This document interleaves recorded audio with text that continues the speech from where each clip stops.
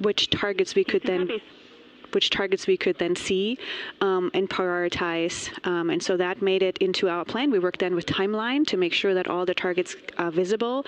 Some targets are time dependent, like Earthset or Earthrise, and some targets will rotate out of view when integrity starts going around the moon. And so we put these in early so that the crew has a chance to describe those to us. Fascinating. I cannot wait to hear what they have to say. So we just heard them say that their long lens is configured. That's very exciting. And for us, when we look at the moon from Earth, what features are we seeing that the crew will also fly by today?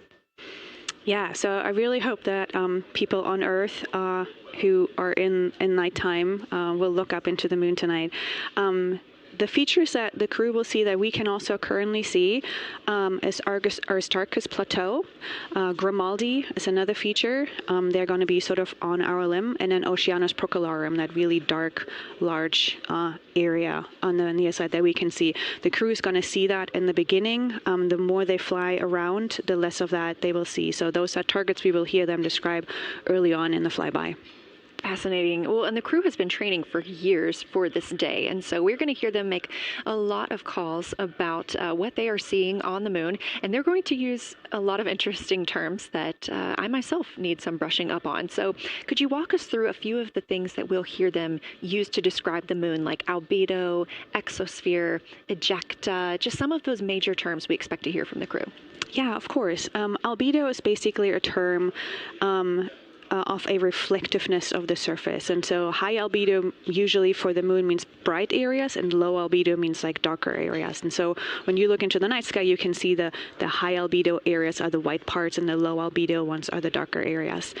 Ejecta is when you have an impact and it ejects or throws out material that then ends up on the surface, and you can see that as sort of rays or ray system. So you might hear them describe, I can see Om, for example, with its rays. It has an isometric rays coming out, and so we are excited to hear them describe that. You might hopefully hear stuff about color or color hues. And so if they can see any changes in those color hues from like white to gray to maybe brownish, we're excited to hear about that. Exosphere is the almost no existing atmosphere of the moon. It's barely there. But there is dust on the lunar surface that can get lofted up through electrostatic forces. And when the sun goes behind the moon, it can scatter forward on those dust particles and sort of like create a little glow on the horizon. And so we're really excited to see if the crew can actually see that. This is so exciting. Thank you so much for walking through all of that with us. Julian Gross, Artemis Curation Lead, we really appreciate you joining us here today, and good luck to your team. Thank you. I'm really excited to be here. We are now MET 4 days, 18 hours, and 49 minutes into the flight of Orion. This view of the moon from the Orion spacecraft as we get closer and closer.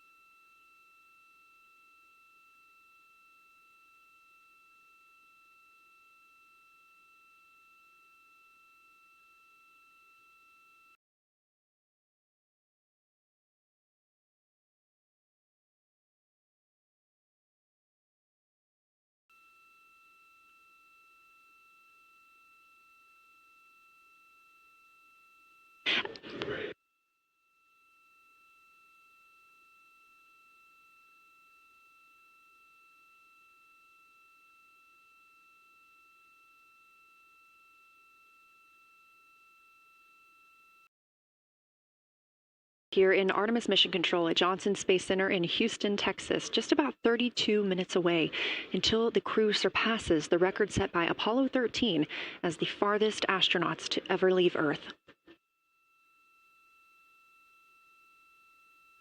This view coming from a camera mounted on the tip of one of Orion's 4 solar arrays. Each array has a camera on its tip, and so we anticipate getting views throughout the lunar flyby. Of course, except during the point of loss of signal when the spacecraft flies behind the moon.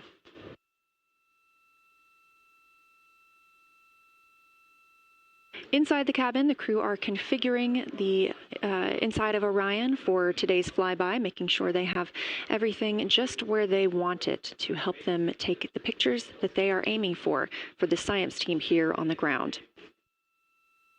Coming up in just a few minutes, we will have a pre-lunar flyby conference.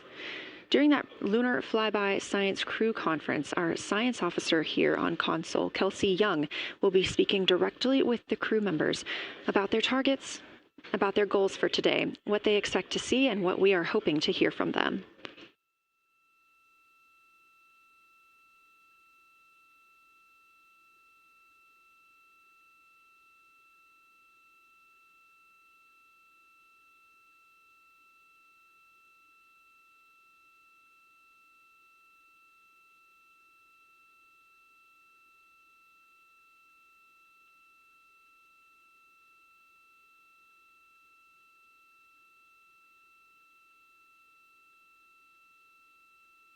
We have a lot of milestones coming up today, so make sure you don't miss them. The first coming up, again, at 1:56 p.m. Eastern Time, the crew will pass the distance from Earth record set by Apollo 13 in 1970.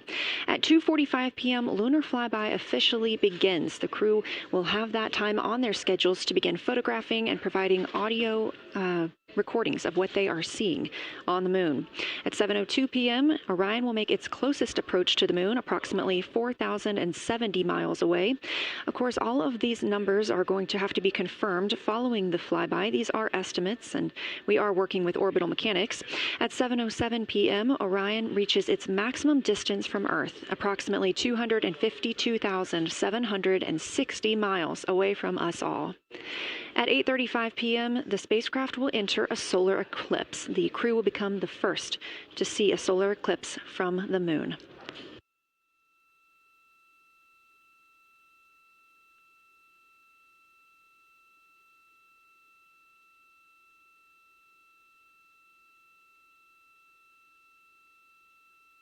Ahead of the official beginning of flyby today, Kelsey Young, Artemis Science Flight Operations Lead, will be conducting a pre-lunar flyby crew conference. She will give information on camera setup, remind the crew of their intended targets, answer questions from the astronauts, and more. Young will help the crew set their targeting timeline, which counts down the time they have to image each target and what they'll be capturing next. She'll also remind them that the ground team will be calling for science sit reps, also known as situation reports. Those are essentially call-downs to report what they've been observing. They'll continue to do this even through their LOS, their loss of signal, as those communications will come down later on after they reconnect with us on Earth.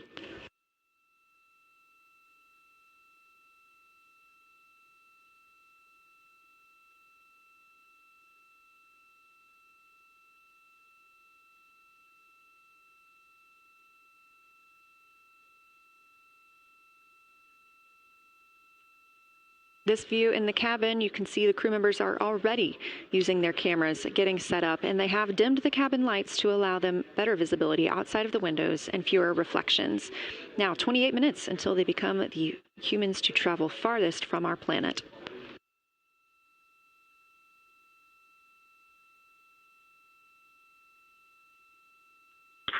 Houston Integrity, we are ready for the conference on your call.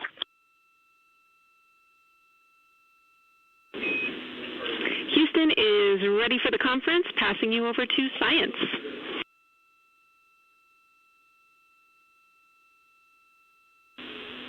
Good morning, crew. This is Science. We couldn't be more excited for a full day of lunar and planetary observations today, the first one in over 54 years. How do you hear me?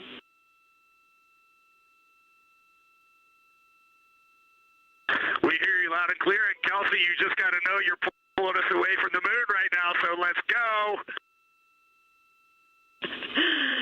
Message received. I will keep it tight here.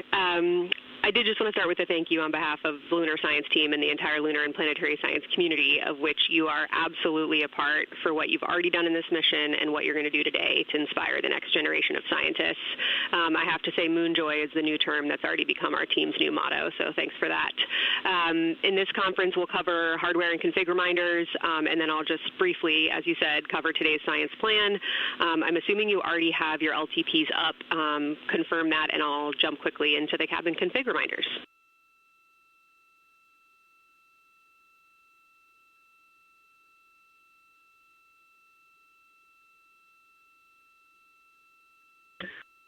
Okay, we have the LTP up just to give you a sit rep on board.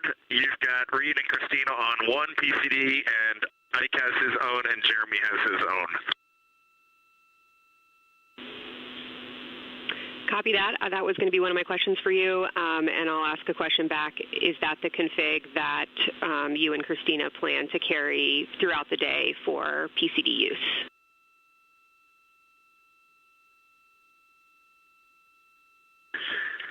Negative, Kelsey. Our plan for PCD use is we have run the power cables to Windows 2 and 3, and we are going to leave one PCD. The yellow PCD will be in window 2, and the green PCD will be in window 3, and we will do that the whole day. And then the red PCD will be a rover.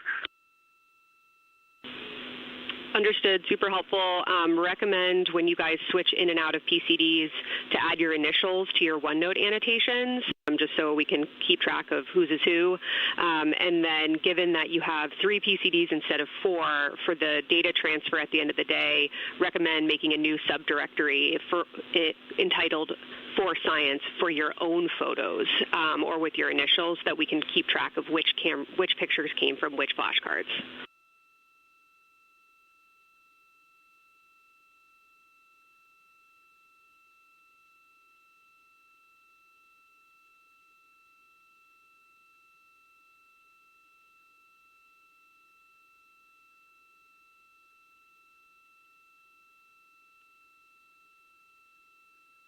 This view. So, Kelsey, I just want to here's what we're doing. We have community cards in all cameras on board, and then when each astronaut approaches their camera, the intent is they will put their card into that camera for photos and then put the community card back in at the end of the session. But just know it is harder to manage cards than we thought, and we don't want to miss science, so it might end up a bit more disorganized. Understood. Thanks for that essay. Just read the flashcard numbers down when you get a chance, and we'll follow your lead on the best thing to do operationally during the flyby. With that, I'll move on to Windows. So the window characterization DFTO you guys did a few days ago confirmed that window 2 is ideal for imaging, so no change to config of photographer in window 2, observer in window 3, and science sit reps in window 1.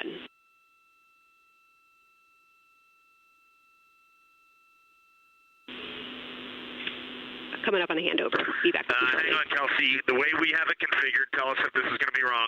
Window 2 is the long lens with a shroud. Window. As you heard, science officer called to the crew. We are now in a handover time period. We will regain communications with the crew very shortly. These are tracked, and we are currently on the Deep Space Network. This is the first time humans have used the Deep Space Network in over 50 years, given that we currently use the tracking data relay satellite systems in the for the International Space Station.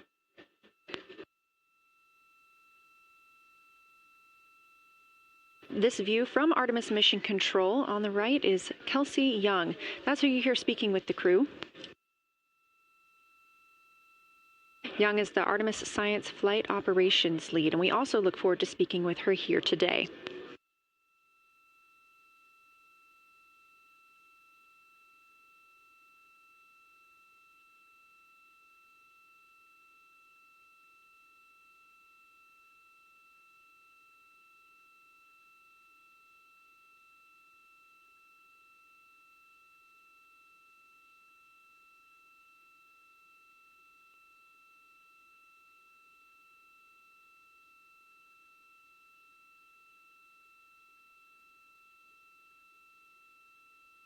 Again, we are just about 22 minutes until we reach the Apollo record. We are in a handover of satellites with the crew aboard Orion.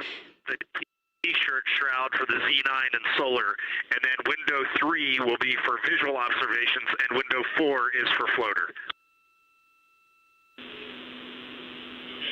And thanks, Integrity, for that. Reid, we had a handover during that time, so I'm going to have to ask you to give that read back on window orientation for the crew again.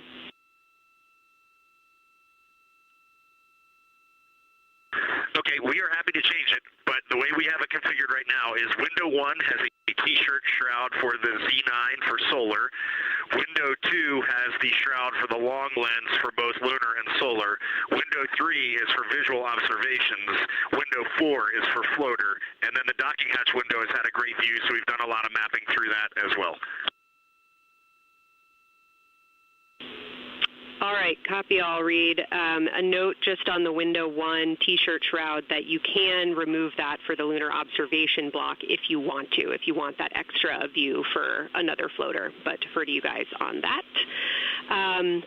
You are go to use the full 400 millimeter zoom on the long lens, but where possible, try to keep the end of the lens flush with the window to prevent imaging through the multiple window panes at an angle. And if you have to take an image at an angle, recommend you limit the max focal length to 200 millimeters or simply acquire the images at multiple focal lengths.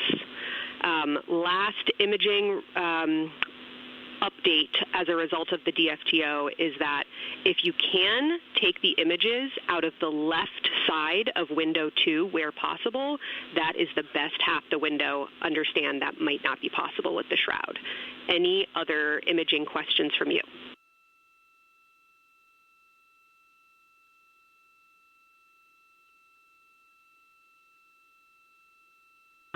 Okay, copy that. Okay, last couple reminders. Don't forget the ability to take the wave files to tag imagery that you are wanting to follow up on using the FN3 button on your camera. And then a couple quick notes on your LTP. We have refined your precise flyby timing since generating the LTP. Optimus has the correct timing for the LOS and AOS, but the LTP identifiers for LOS and AOS are roughly 2 minutes later than they will be in reality. Final LTP timing update is that the green line on your LTP should start automatically 45 minutes before the flyby.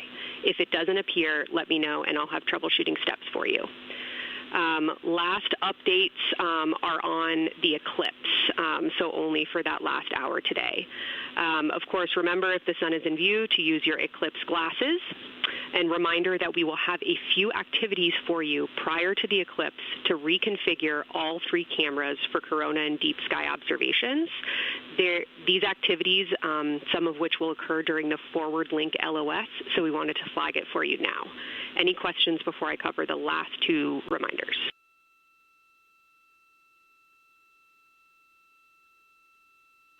No, we have no questions on that.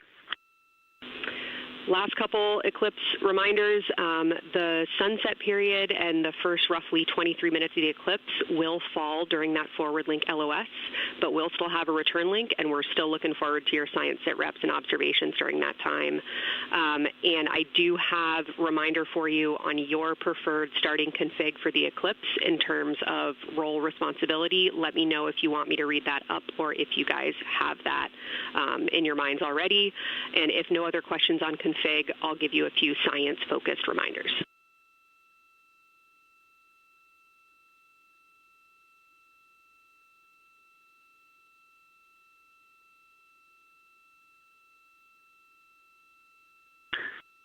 Give us a quick high level, but we see it in Optimus, and I think we got it squared away. But give us your quick Kelsey high level. Okay. A couple changes from the first LTP you studied is that Glushko is the only feature that the same pair will view twice. That's Reid and Jeremy. That's why that's the only target you see that is marked as 1 of 1 and one of two and two of two. So Ohm and Oriental are in there twice, but they're by different pairs, which is why you don't see them marked accordingly.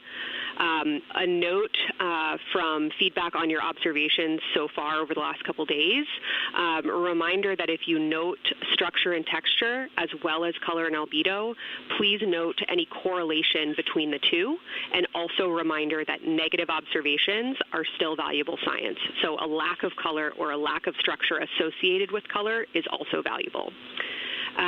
A reminder also that your observations so far indicate it will likely take some time for your eyes to adjust. We especially heard that around your terminator observations and your color observations. So reminder to know that your eye adaptation is going to kind of come in throughout your shift, and let us know when you start to see that nuance. Last reminder is around Earthset and Earthrise. When you're viewing us back here at home, you'll be looking directly at Asia, Africa, and Oceania. So I'm sure people watching from those places here on Earth will want to give you all a wave as you take their picture. Any other questions from me? For me?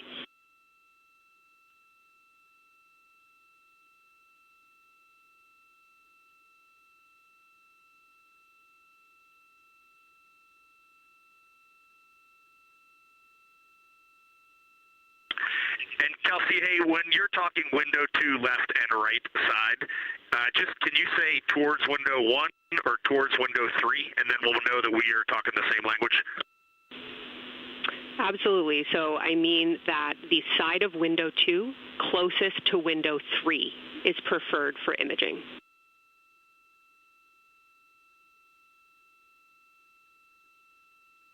Okay, the side of window 2 closest to window 3 is preferred for recording. Stand by, we'll talk to the crew.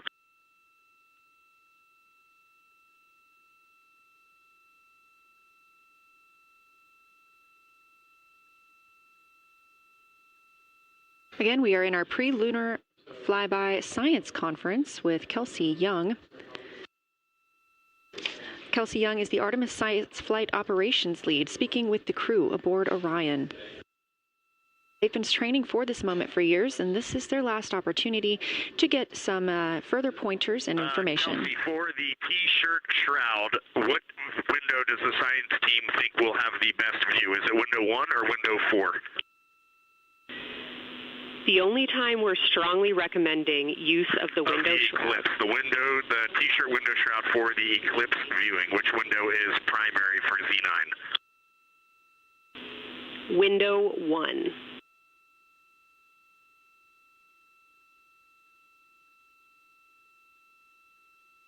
Okay, awesome. So we have got that all set up. And just to be 100% sure, window 1 is the most port window by the food warmer. Window 2 is right in front of seat 1. Window 3 is right in front of seat 2. And window 4 is on the starboard side by the side hatch. Do you agree with all that? We agree on the ground. Good readback.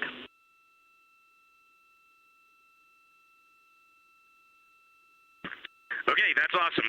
Kelsey, we're going to close with happy words. It's just incredible. I wish you were up here to see all the smiling faces, to hear all these terminologies being thrown around, and we are just fired up to get started on this day. Let me pass the mic around if anybody has anything to add. Kelsey, it's so great to hear your voice on the loops. I just want to channel everything that you guys are probably feeling right through my eyes and heart. It is awesome to see the side of the moon. You guys made us excited for this day, and we couldn't appreciate it anymore. And we are ready to hopefully deliver on all the awesome training you guys have provided.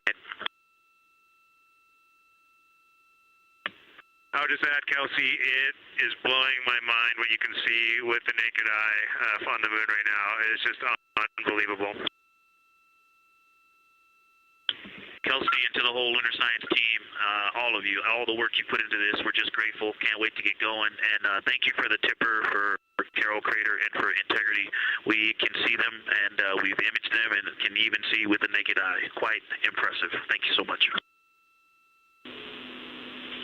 Beautiful words, you guys. Thanks so much. And I got video of the science team right now, and they are all absolutely buzzing. Looking forward to today.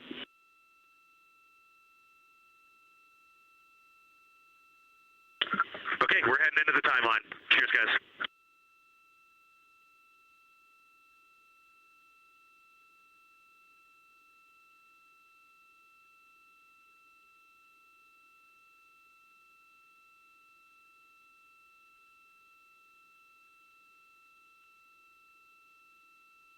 of the Pre-Lunar Flyby Science Conference with Dr. Kelsey Young. Young has served as the Artemis Science Flight Operations Lead, getting the crew ready. And we're live in Artemis Mission Control in Houston, but we are not the only room monitoring today's flyby. As you heard Young mention, in this same building and just down the hall, a multidisciplinary lunar science team supports the Artemis II crew in real time, including experts in lunar geology, impact cratering, volcanism, polar science, imaging, and visualization.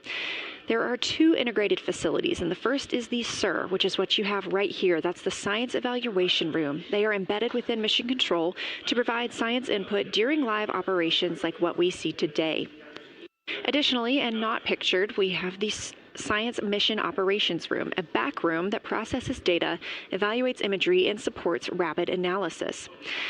Our science officer on console in Mission Control Houston serves as the primary interface between the science team and the flight controllers, ensuring science priorities are represented during mission execution. Again, today, that's Dr. Kelsey Young, who will be speaking with the crew during the time they're behind the moon.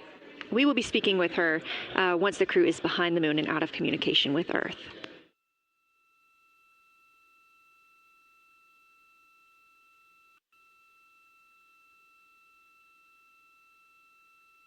Back inside the Orion spacecraft on your left, closest to the camera, NASA astronaut Christina Cook. To her left, NASA astronaut Reid Wiseman. To his left, Canadian Space Agency astronaut Jeremy Hansen. And all the way in the back, NASA astronaut Victor Glover, our Artemis II crew.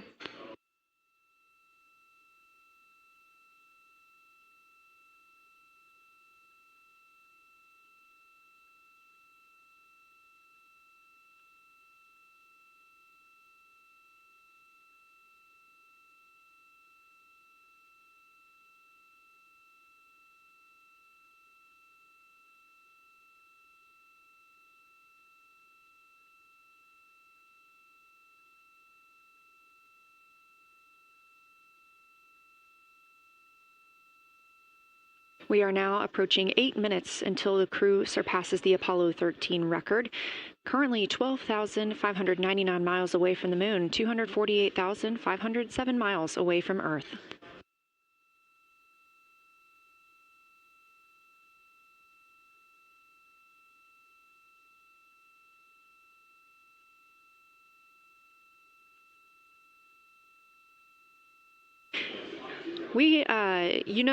You may also hear the Orion spacecraft referred to today as Integrity.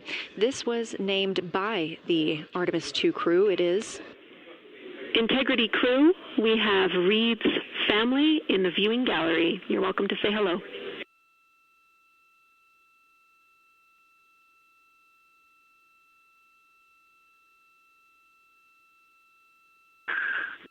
Well, whether you're being serious or you're kidding around, that is awesome to hear. Thanks, Jenny. And hello to Ellie and Katie. I don't know who else is there, but it's great to know that you're in mission control right now, following along. We are having a blast up here, and the view of the moon is absolutely amazing.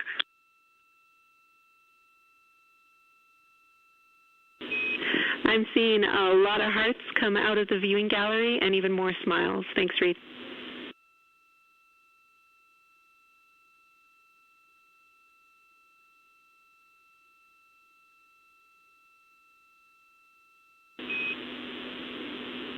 Copy heart, copy bracelet.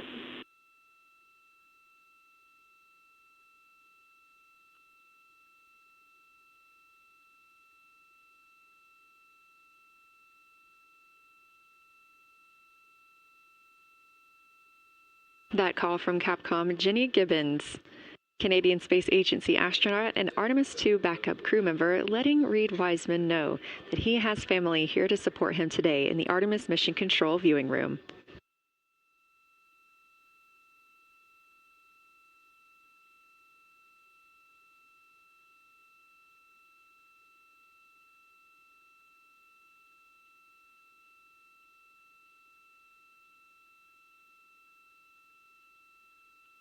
As I was mentioning, we have the Orion spacecraft flying today. However, the Artemis crew members named their Orion spacecraft Integrity, so you will hear calls to this entire crew with the name Integrity. They say that the name Integrity embodies the foundation of trust, respect, candor, and humility across the crew and the many engineers, technicians, scientists, planners, and dreamers required for mission success.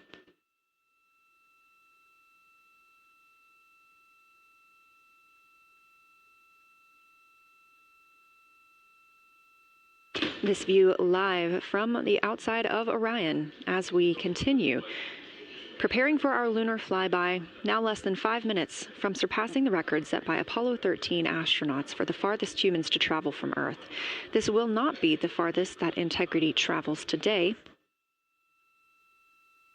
They will continue until they reach approximately a distance of 252,760 miles. That would be about 4,105 miles farther than Apollo 13. However, these numbers are our targets, and we will get confirmation on those numbers as soon as we possibly can and share them with you all.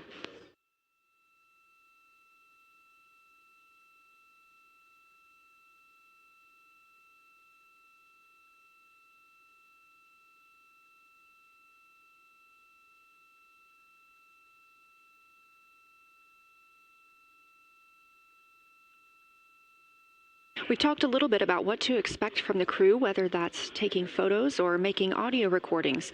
To get a little more detailed, Reid Wiseman and Jeremy Hansen will be up first to capture imagery and record audio on the portable computing devices. You hear those referred to as PCDs, while Victor and Christina serve as the support members. The crew will switch windows and roles halfway through their shift, and 1 hour and 5 minutes later, Victor Glover and Christina Cook will be the next crew members at windows 2 and 3 to take photos and make annotations, while Reid and Jeremy take on those support roles. There are 5 viewing blocks, and the crew will swap out with each one. During 2 of the blocks, the 2 support members will also be able to enjoy their midday meal.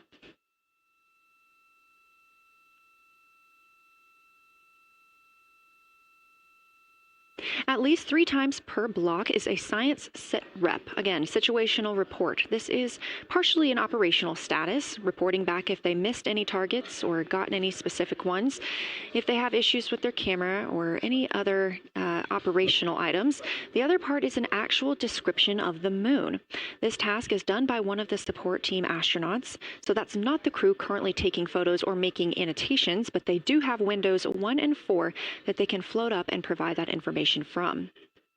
If you watch the entirety of the flyby, you'll also notice the crew will be photographing some targets multiple times to get observations in different lighting conditions. This is due to Orion changing their location throughout the flyby.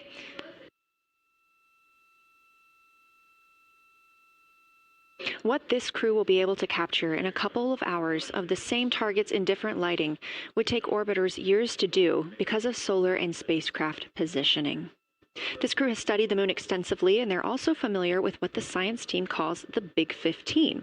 These are 15 features that they've memorized, so at any time, they'll be able to see 5 of those and help orient themselves and where they are around the moon. Those targets are diverse and complex in their geologic history, and observations of them could help answer some big-picture science questions.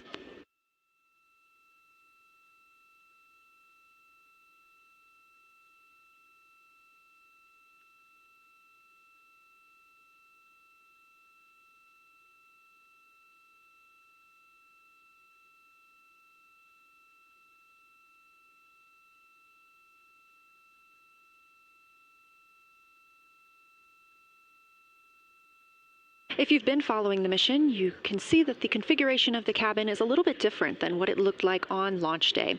After ascent, the crew were allowed to reconfigure their spacecraft, and you can see that they've taken down seats. They have also taken away footrests. This gives them more opportunity to move about the spacecraft.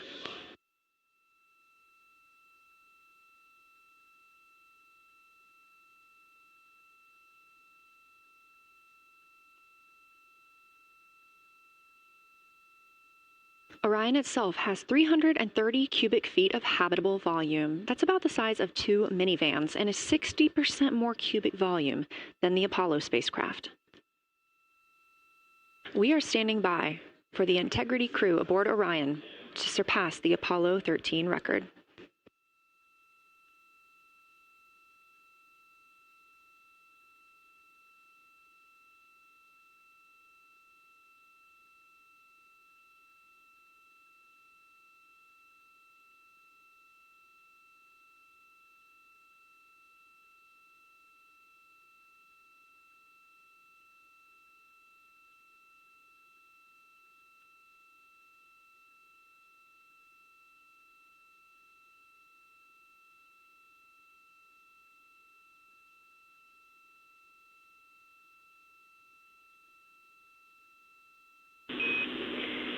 Integrity crew, on April 15th, 1970, during the Apollo 13 mission, 3 explorers set the record for the farthest distance humans have ever traveled from our home planet.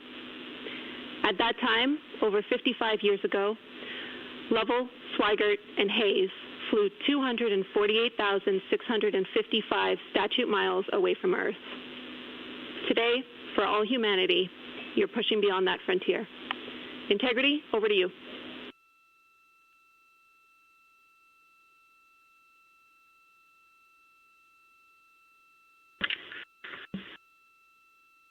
Yeah, from the cabin of Integrity here as we surpass the furthest distance humans have ever traveled from planet Earth. We do so in honoring the extraordinary efforts and feats of our predecessors in human space exploration. We will continue our journey even further into space before Mother Earth succeeds in pulling us back to everything that we hold dear. But we, most importantly, choose this moment to challenge this generation and the next to make sure this record is not long-lived.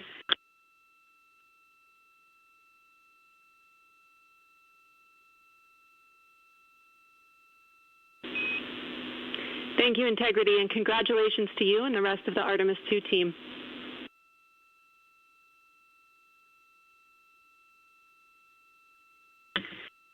Thank you, Houston. We have a couple more things we'd like to take this moment for. Our science team helped us out with a couple of relatively fresh craters on the moon that have not been previously named, and our crew would like to propose a couple of potential names for those items or those areas. And we spent a bit of time this morning looking out the window, and we're able to see them now both with our naked eye and through the long lens, and so we feel this is a good time to send this down, and a special shout out to Kelsey for helping us with this. The first one we'd like to suggest is a named crater in honor of our great spacecraft, Integrity. And so if you were to look at Oriental on the far side and then draw a line straight up to Ohm on the far side, relatively in the middle is an unnamed crater, and we would like to suggest it be called Integrity in the future. And the second one, and especially meaningful for this crew, is a number of years ago we started this journey in our close-knit astronaut family, and we lost a loved one. And there's a feature in a really neat place on the moon, and it is on the near side, far side boundary. In fact, it's just on the near side of that boundary, and so at certain times of the moon's transit around Earth, we will be able to see this from Earth. And so we lost a loved one. Her name was Carol, the spouse of Reid, the mother of Katie and Ellie. And if you want to find this one, you look at Glushko, and it's just to the northwest of that, at the same latitude as Ohm, and it's a bright spot on the moon. And we would like to call it Carol, and you spell that C-A-R-R-O-L-L.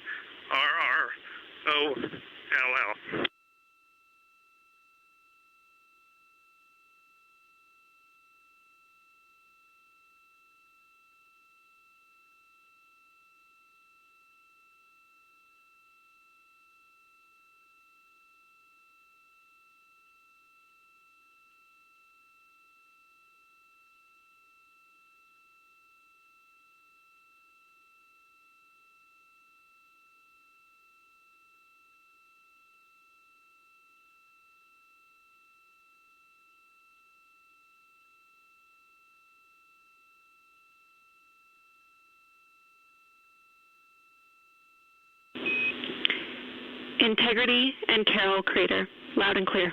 Thank you.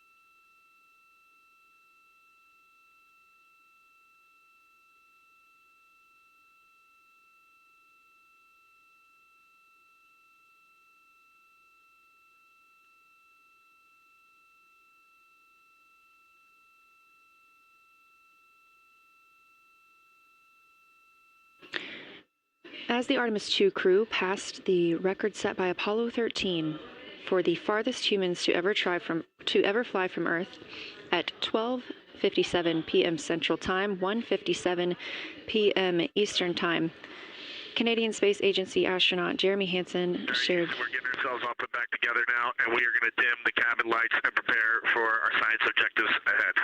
Thank you.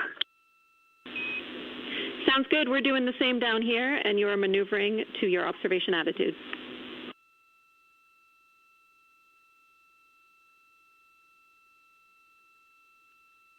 As we pass that Apollo 13 record of the furthest humans to ever fly from Earth at 12:57 p.m. Central Time, 1:57 p.m. Eastern Time, the Artemis II crew shared some poignant words, specifically Canadian Space Agency astronaut Jeremy Hansen. The crew also called down 2 craters not yet named that they would like to name. One, Integrity, in honor of their spacecraft, which they have named. That's near the Ohm crater. Another near Glushko, which is a bright spot, named Carol, in memory of Reid Wiseman's wife.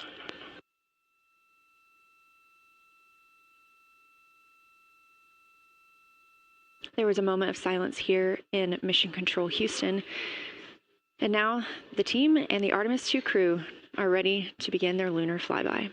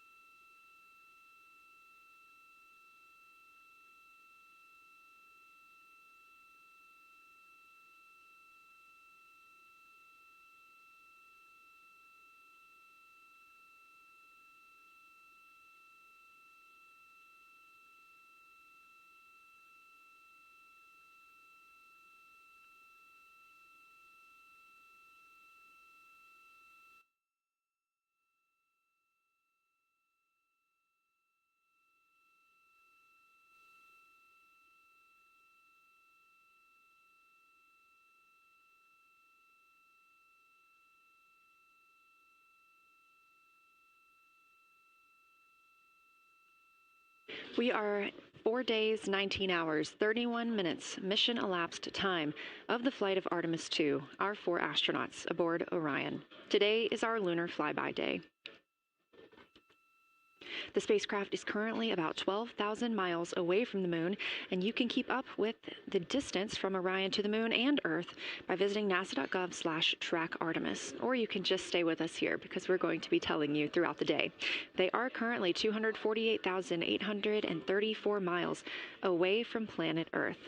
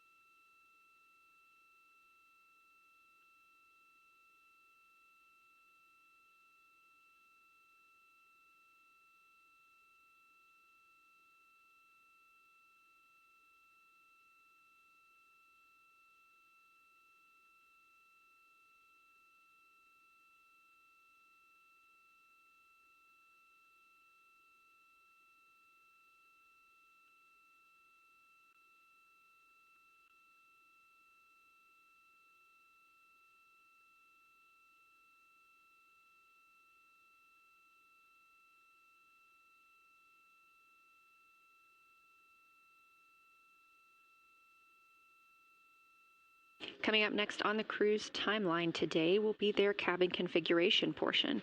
You heard some calls down to Science Officer Dr. Kelsey Young earlier about how they have configured the cabin so far. This is just a little bit more of timelined activity for them if they need to further do so.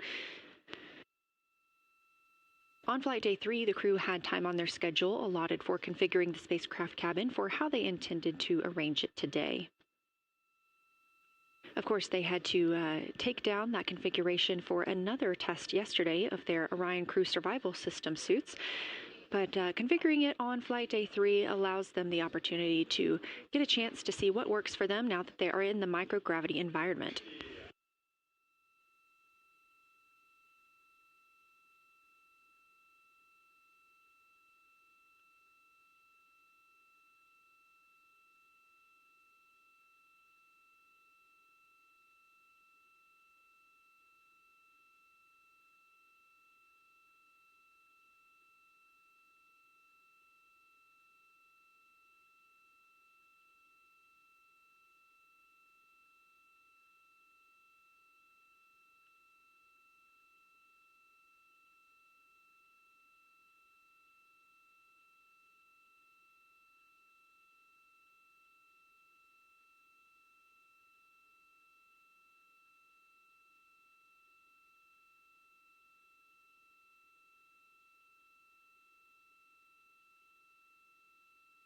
Again, the crew is about to begin their cabin configuration portion of their timeline, though they have been working that already, as well as potentially during their post-sleep period this morning.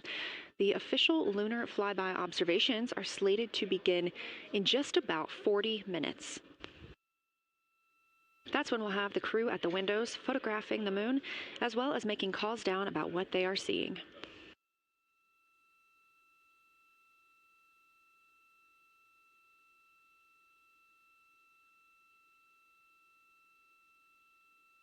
Again, we are live here in Artemis Mission Control for the duration of the flyby.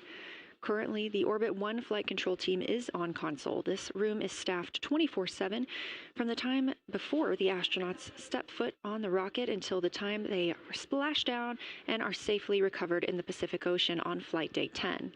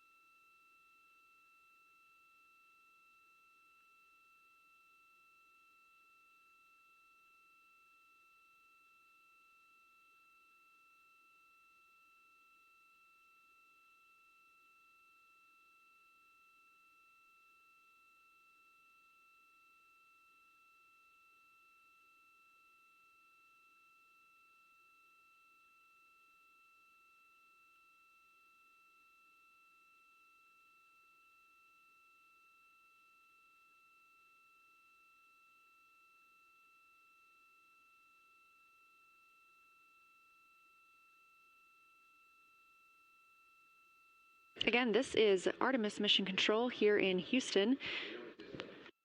We are now 11,777 miles away from the moon. We did pass the Apollo 13 record of farthest humans away from Earth at 12:57 p.m. Central Time, 1:57 p.m. Eastern Time. That distance, 248,655 statute miles from the Earth, continuing to be exceeded by the crew. They will reach their farthest distance from the Earth around 6:07 p.m. Central Time. At that time, they will be in an LOS, or a loss of signal, with us on Earth, as they'll be flying behind the moon.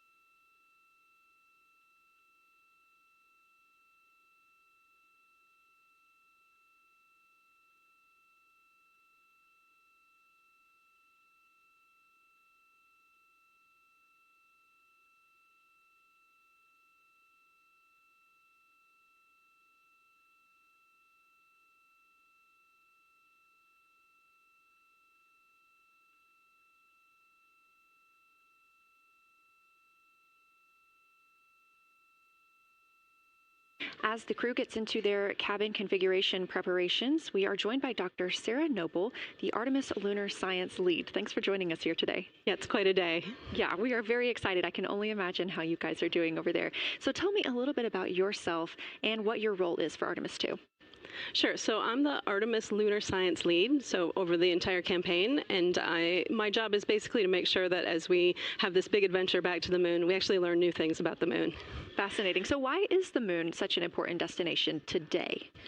Yeah, so the moon is a pretty amazing place. It is a great place to learn about basic fundamental processes that happen on like all the planets, like cratering and volcanology.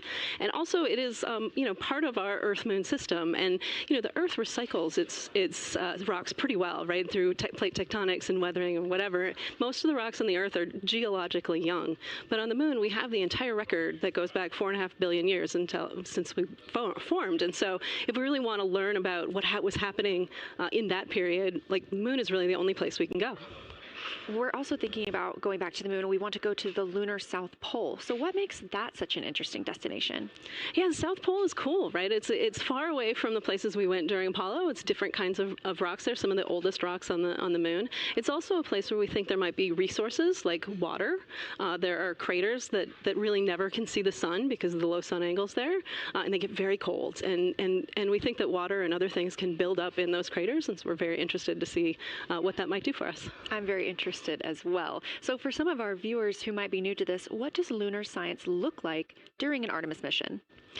Yeah, it's pretty exciting for us as we have sort of built this from scratch to try to understand how we can best use the crew to support our science. And so, we've developed a system. We've got a team in place. We've got a back room here in this building called the SIR, the Science Evaluation Room. And there's a back room to that back room over in another building here at Johnson Space Center, where we've got our teams of scientists working really hard. They're actually speaking to this room through our science officer. This is now the first time we've ever had a science officer in flight control room, so we're pretty excited about that. So we have a really voice out and up to the crew. I know, it's been so exciting to hear Dr. Kelsey Young speaking directly with the crew today, now so close to the moon. And we have a live view here of the science operation, or the science evaluation room. So this is where the majority of your team is today. Is that right?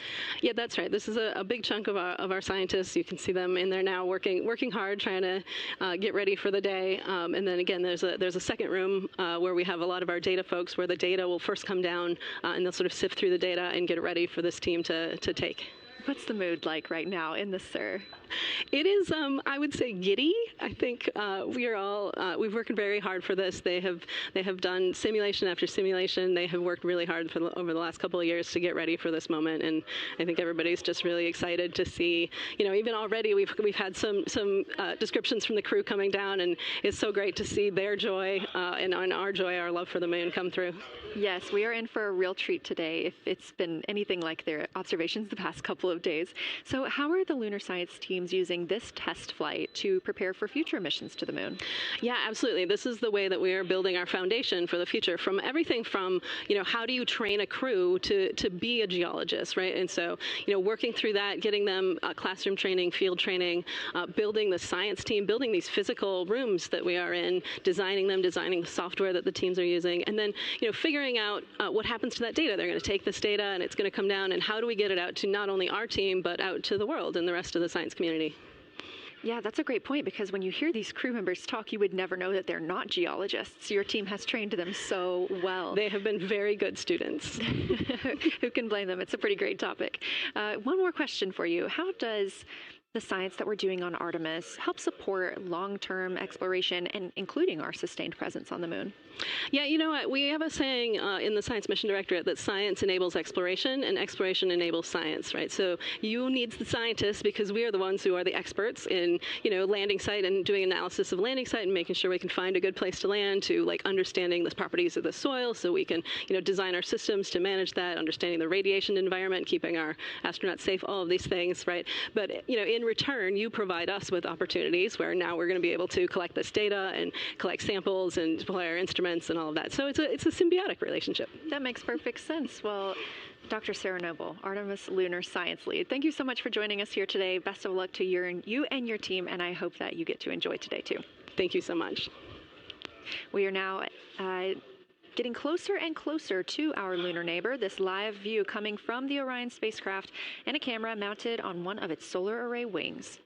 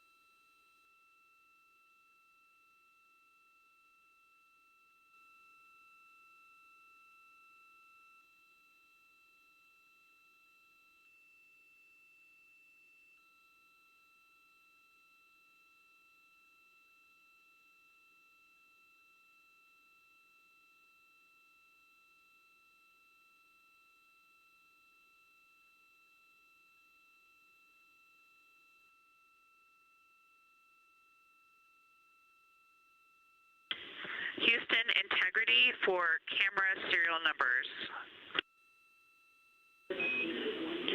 Ready to copy. Houston, integrity for camera serial numbers.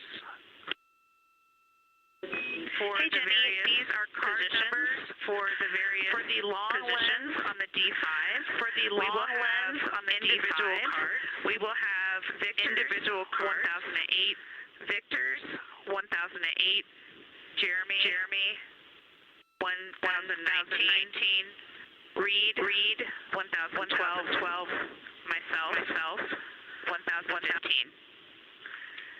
For the Z9, we will have one card that is dedicated for today, serial number 1007. For the cabin camera D5, we will have one dedicated card for today, serial number 1022.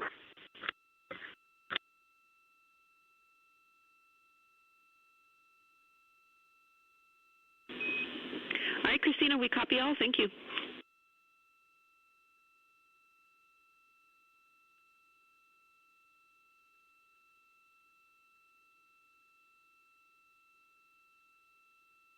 We just realized that we have Earth out window 1 and Moon out window 2, and Earth out window 4 and Moon out window 3, and it gives you the idea that the Moon is about 3 to 4 times the size of the Earth, and it is 3 to 4 times the size of the Earth, and it is almost full, and the Earth is just a small crescent out there. It's magnificent. I got a picture of it with the wide lens. Such a majestic view out here. Amaze, amaze, amaze. Thank you, Reid.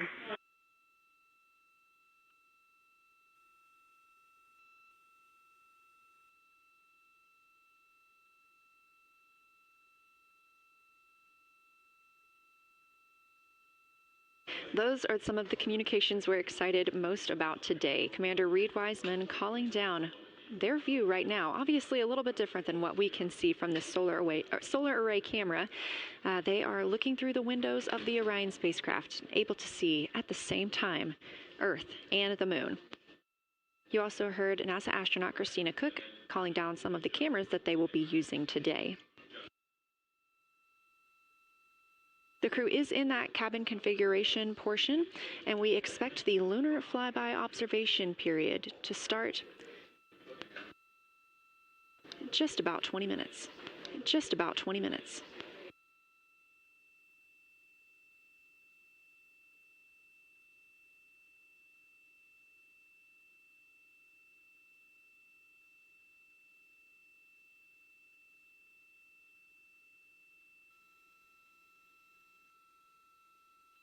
Checking in on Orion's distance and speed. They are currently traveling on Orion's distance and speed. They are currently traveling 149,100 per hour, 249,159 miles away from Earth, 11,293 miles away from the Moon, and continuing to grow closer. At closest approach to the Moon today, the spacecraft will be just about 4,070 miles away from the lunar surface. This will be during our loss of signal with the crew as they travel behind the Moon, and we will await their return to get the official number for you for how close they come to our lunar neighbor.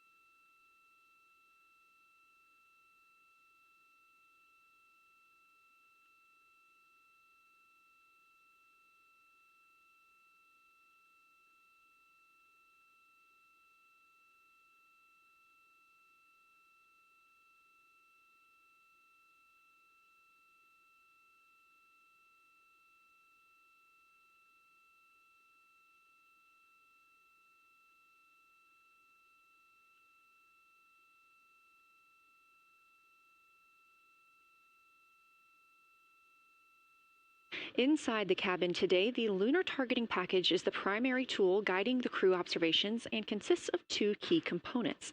The Lunar Geography Review helped the astronauts study major lunar features in advance and help learn how to orient themselves during the flyby. Because, of course, the moon is not actually labeled like it appears here when we look at this map. The lunar targeting plan provides a detailed timeline of observation targets, background science context, and specific instructions for the pictures the crew should take, as well as the verbal descriptions that will be helpful to the science team reviewing them later. This is a screenshot from their lunar targeting package, and a screenshot specifically of that lunar. Integrity for attitude. Go ahead.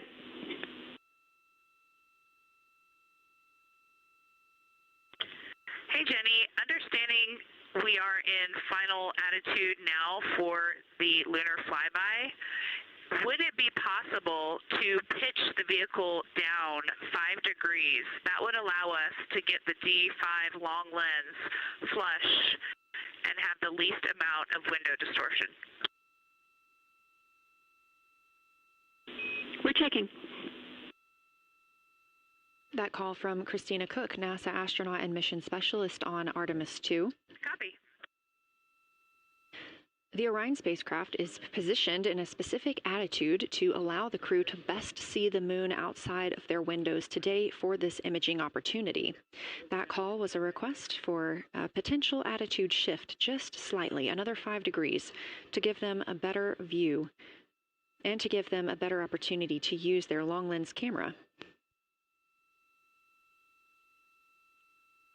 They'll also be using that lunar targeting package we were discussing. I am following along with that real time, so I'll be able to share with you exactly what targets the crew is looking at and when. They also trained with a lunar science passport. It's a little reference guide used on Earth to reinforce recognition of key lunar features. It is not on the flight, but it was a significant study tool for the crew to get them ready for launch. The apparent size of the moon will change throughout the flyby, and it'll appear roughly like a basketball held at arm's length at the crew's closest approach. That reinforces the need for careful planning and practiced observation techniques.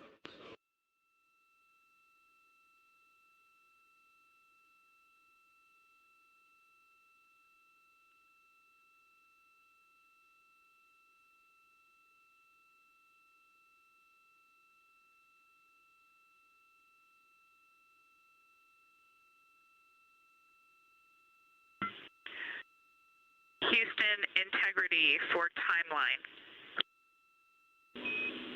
Go ahead.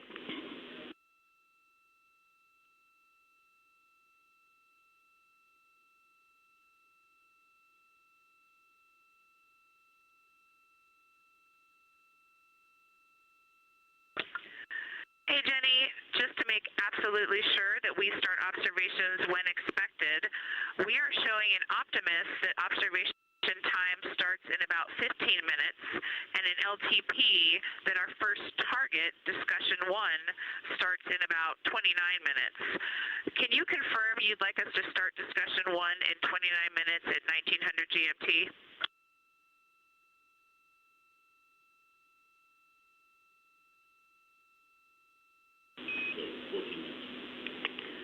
Christina, we are tracking that discussion 1 should start at 18:45. That's 15 minutes from now.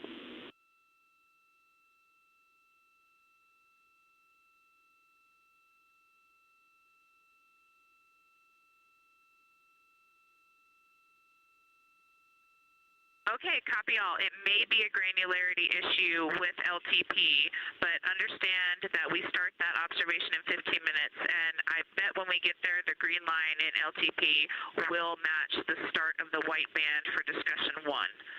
I think it's just a matter of the labeling and the granularity. Thanks for confirming. Copy, and we'll look into that a little bit more on our side as well.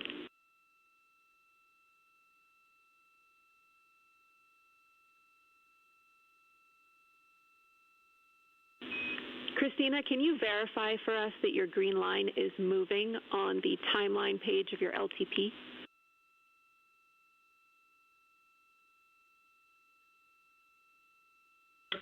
Affirm.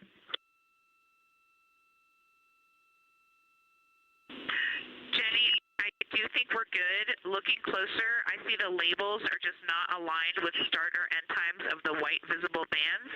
It fully makes sense now, so I think we are all set. We'll look forward to starting some observations in about 13 minutes. Copy. Thanks, Christina.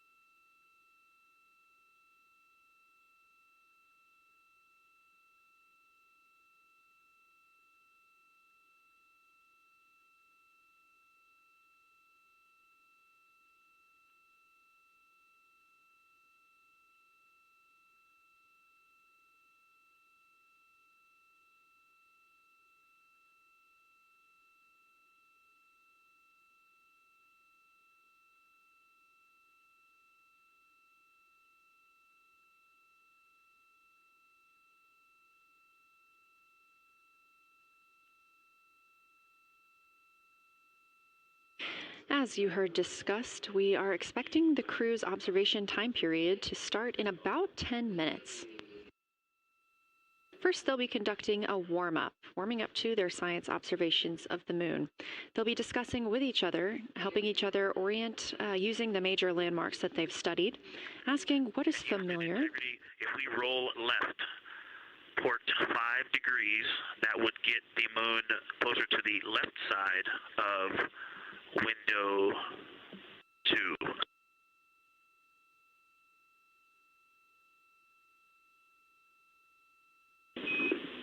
Copy, Victor. We'd like to know if it's pitch and roll or one or the other.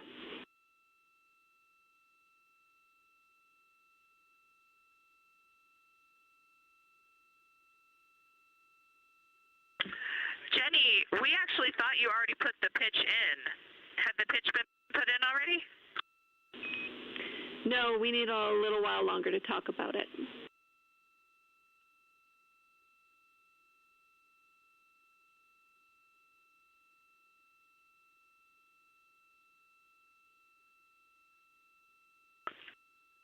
So, Jenny, I guess what's happening is just as our orbit's changing, where it is in the window is changing, so maybe these fancy little adjustments aren't worth it. It's going to continue to move in the window. Or is the spacecraft going to keep the moon at the same point of the window if we adjust the attitude? I assume the previous.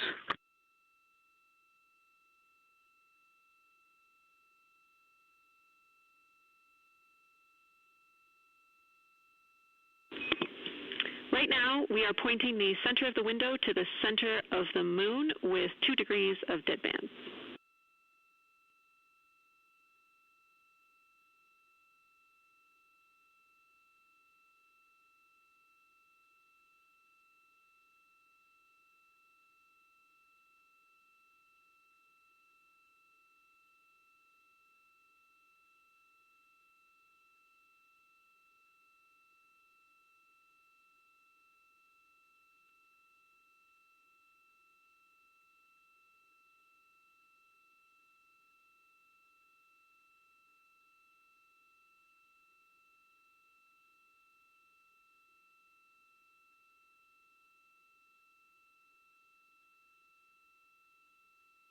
The conversation you hear happening now between the astronauts aboard Orion and Artemis Mission Control here at Johnson Space Center in Houston, Texas. They are in the center of your screen, seated at the Capcom, or Capsule Communicator Console. That's Jenny Gibbons, Canadian Space Agency astronaut and Artemis II backup. She was also the lead Capcom for Expedition 63 aboard the International Space Station.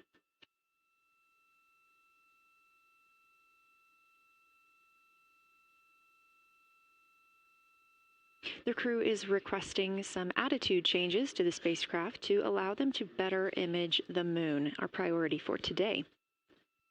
Of course, those have to be discussed on the ground before they are put into work aboard the spacecraft, so the team is taking some time to do so. You also heard Gibbons reference that we are into deadbands. Deadbands are essentially keeping us in the lane in which we're traveling. If you're familiar with lane assist in your car, very similar in this case.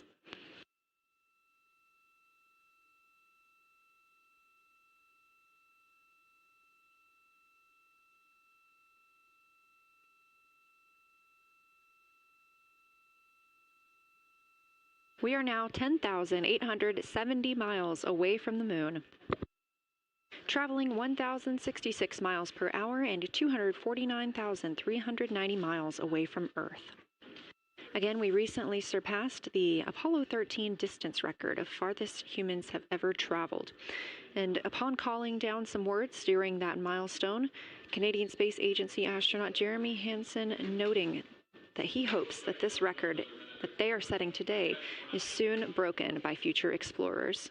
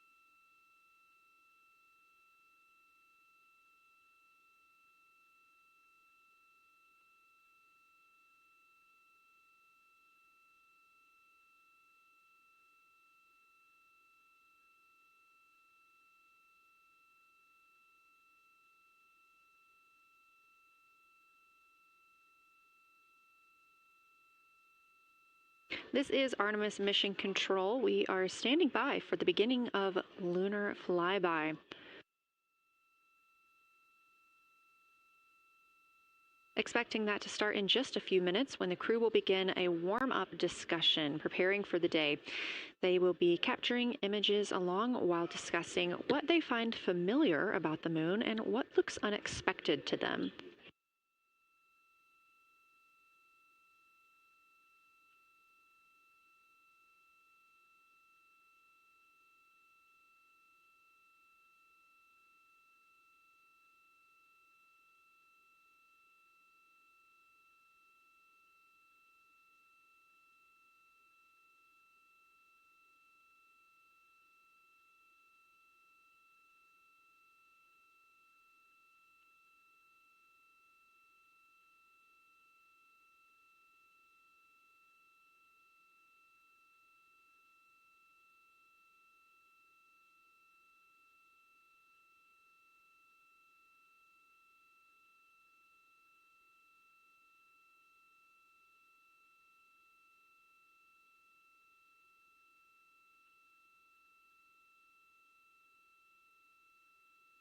Again, just minutes away from the official start of Lunar Flyby, or when it is timelined for the crew.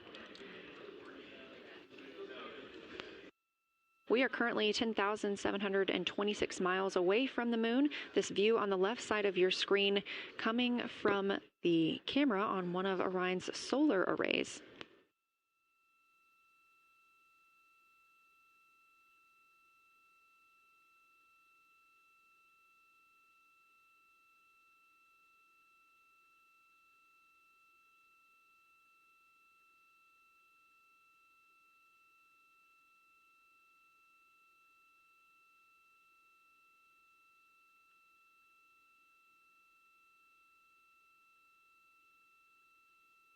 Other conversation points while the crew are getting ready for their flyby today. They'll be looking to orient themselves using major landmarks and annotating their observations along with their discussion. They'll have 10 minutes for that warm-up discussion.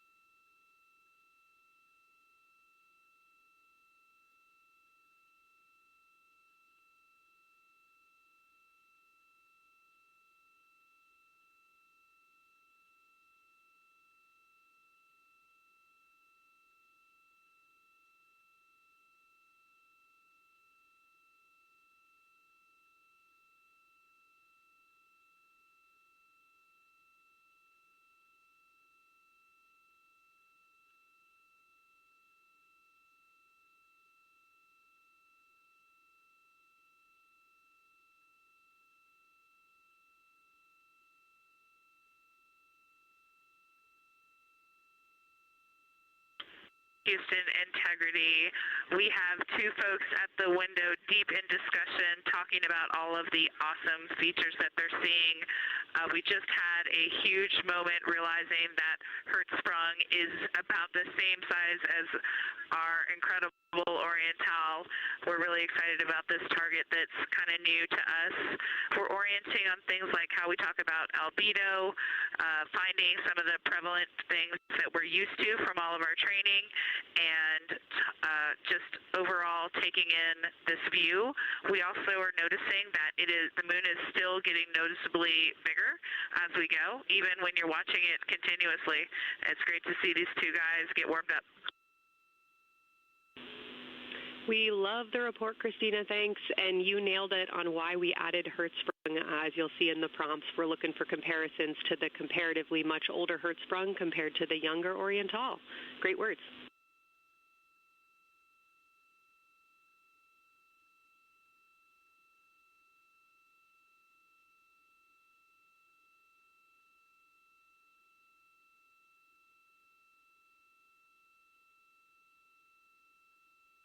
This is Artemis Mission Control. That was the voice of Dr. Kelsey Young speaking with the astronauts aboard Orion as they begin their observation period and lunar flyby.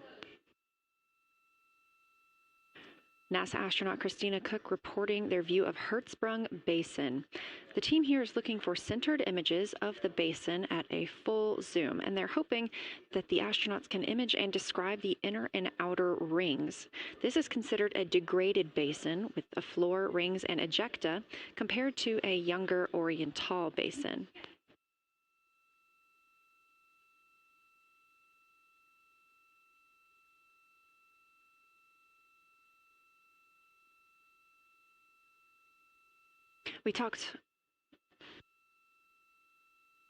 We spoke earlier with Julian Gross, the Artemis curation lead, about some of the terms we will hear the crew use today. One of those just called out, that's albedo, looking at surface brightness, or the amount of light a surface reflects.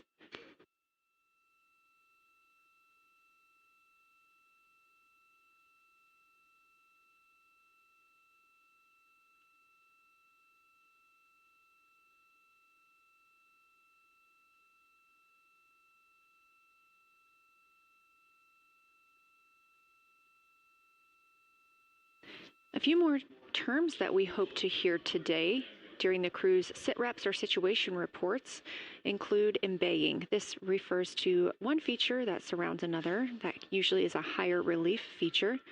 Houston Integrity, one report from the crew at the windows. We can actually see the moon and Earth at the same time right now. It's interesting because the Earth looks way brighter, so the Earth itself seems to have a much higher albedo than the moon. We think this is independent of our eyes focusing because, of course, the Earth is much smaller than the moon in our view, so you could think that your eyes focus for the darker sky, and that it means that it only has apparent brightness more than the moon, but since we're seeing both in the same view, we do think that this can be inferred as the Earth as a whole has a higher albedo.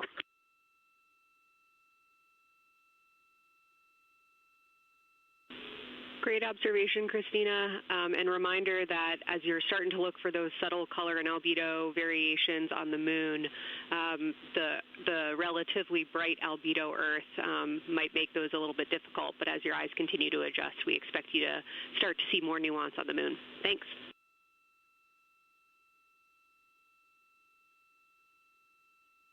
Great call. Thanks for the reminder. We're all going to be experts in lunar terminology by the end of the day. Another one we expect to hear is mare. These are dark regions paved or filled by volcanic deposits. You also can hear them called seas, oceans, lakes, or marshes, or other bodies of water.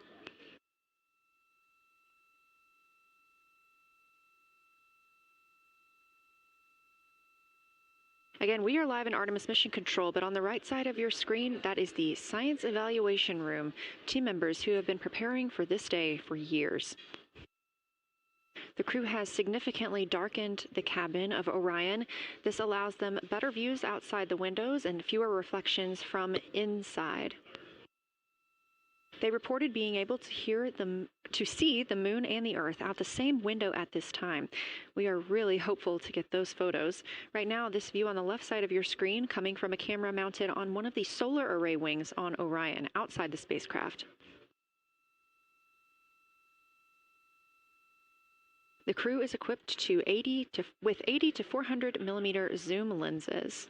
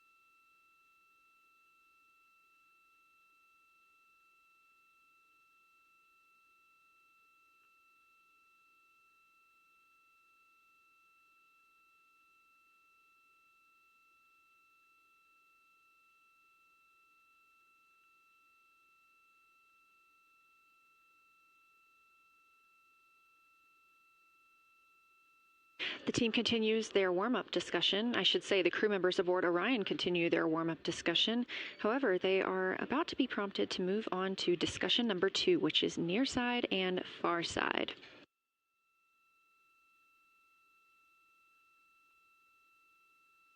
some of the things that they are looking to capture, the ground has prompted them to photograph anything that stands out to them and to compare the near side versus the far side mare in color, albedo, topography, and texture. They also want the crew to compare the appearance of rayed craters in the near side mare versus in the far side highlands.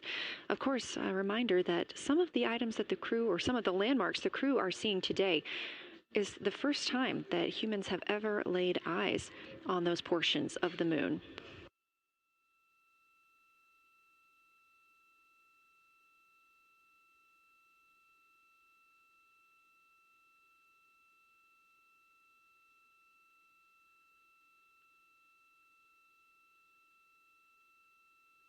In the targeting package, there are a few reminders of the crew.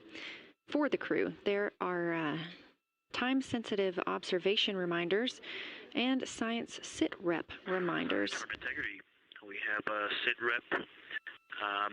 The targets that are being discussed right now, it's the far side, near side comparison, and hearing some great discussion of browns and greens in the Aristarchus Plateau and how those disappear as you go toward the North Pole, and then over to the far side, you lose the color. You've got Jeremy in window 2, Reid in window 1, having a great discussion. Christina's under window, I'm sorry, Reid is in window 3. Christina's under window 1, documenting the discussion. And we've got the lights completely off in the cabin. There are some LEDs that we cannot put out that do provide some light scatter. But we have all of the internal lights off. And are letting our eyes adjust as best we can. The window 4 view, you only get about a third of the moon. Tycho is going to go over the horizon soon, and you can see Aristarchus, and then you start to lose the view as you go to the west in Oceanus and Procellarum. So far, the team is on the plan, and the long lens is being put to good use, and recordings are being made, and internal documentation of the configuration and the observations is ongoing. Science, do you have any questions for us at this time?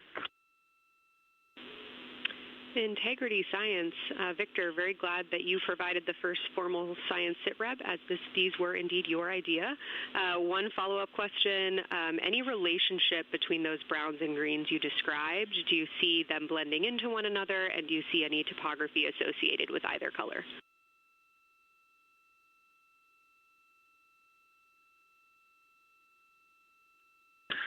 I don't want to bother the window team. I just heard that, overheard that, and so I'm sorry I don't have that detail yet. I will eavesdrop and see if I can pick that up.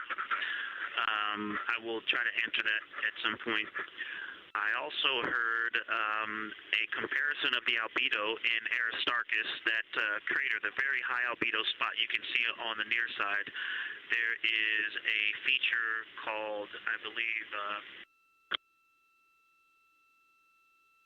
Burgess alpha, that is equally or maybe higher albedo.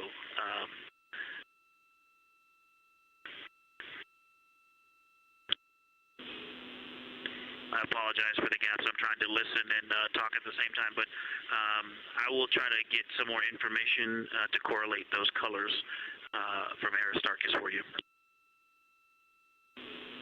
Understood, Victor, and good call to not bug the window team. Really like the brightness comparisons to Burgess A. Really helpful for the science team. Keep them coming. Thanks.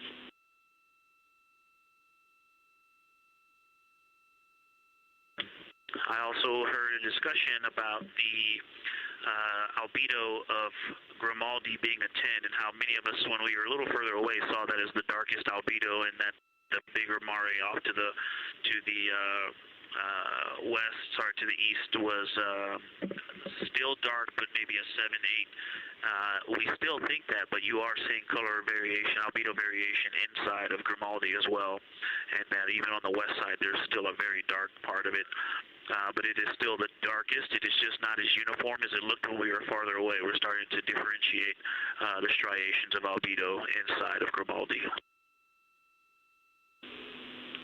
Copy all, Victor, and you read our mind. Superlatives like darkest, biggest are really, really helpful for us, so keep those coming.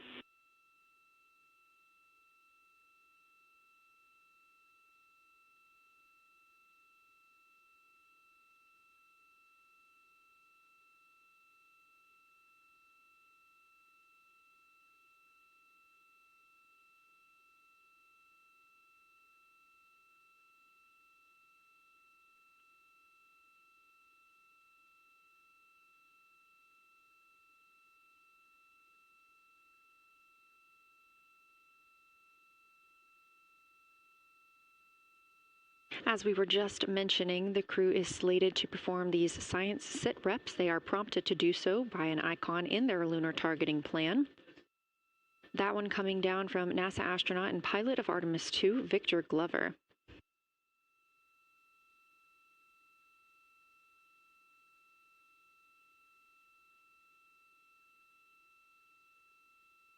As we discussed, the Capcom is usually the only person in the room speaking with the crew, the capsule communicator. However, today, the science officer, Dr. Kelsey Young, she is the Artemis Science Flight Operations Lead, is speaking with the crew during the flyby to ask any questions that the team may have.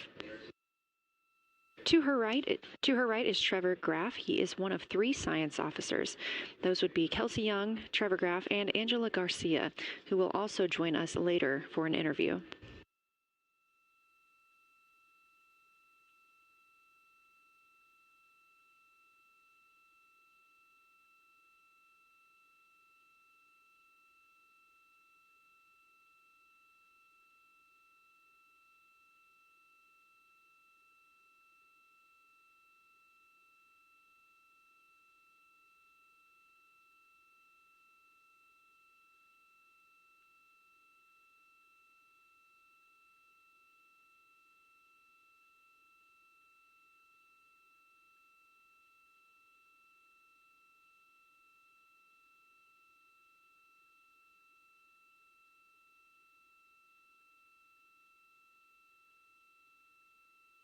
And Houston Integrity Science Integrity was able to get a view out of window 1, which is a beautiful view. I can see the entire moon that they're looking at. We left the T-shirt up there, so I was kind of peeking through the opening in the makeshift shroud there. And once I was able to get 2 eyes on it, what jumped out at me was Vavilov. It's just peeking out of the Terminator.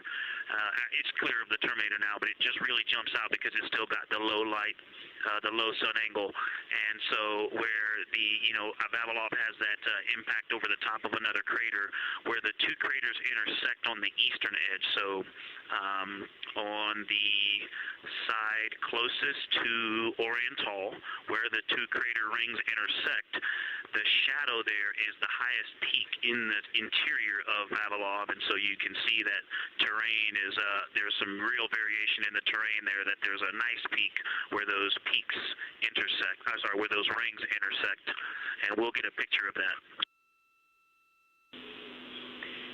Love the description, Victor, especially the comparison and relationships you just described about topography.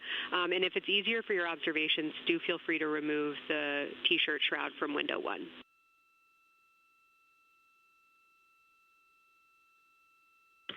Yeah, absolutely, we will do. Thank you.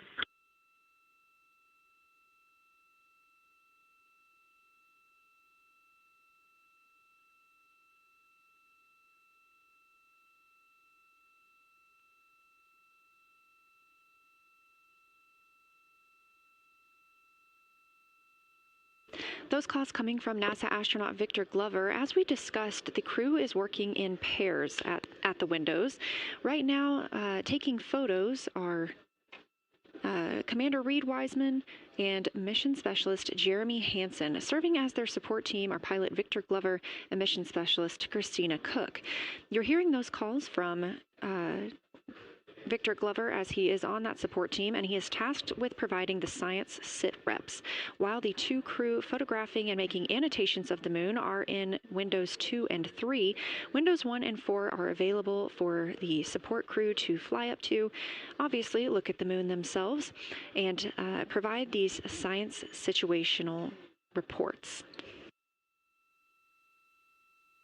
The view on your screen is part of the lunar targeting package, and it's something that the crew can reference as they are flying by, but this is an animation.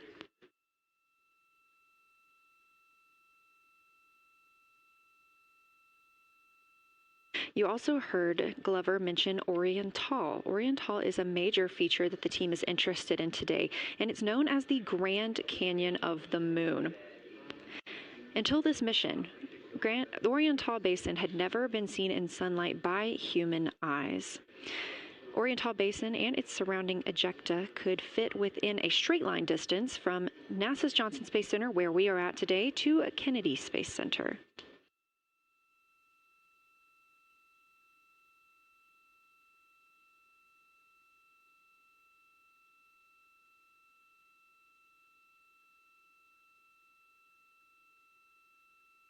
This a live view in Artemis Mission Control in Houston, Texas, where the teams are monitoring all systems, not just for today's flyby, but on the spacecraft themselves.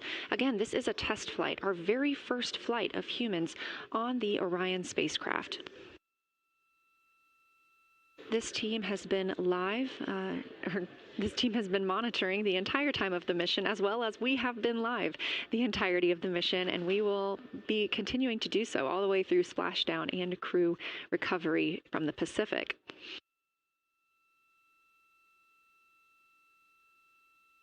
This is a visualization from ARROW, the Artemis Real-Time Orbit website that you can also access at any time by visiting nasa.gov/trackartemis, showing us that we are now under 10,000 miles from the moon, 9,948 to be specific, and continuing to count down.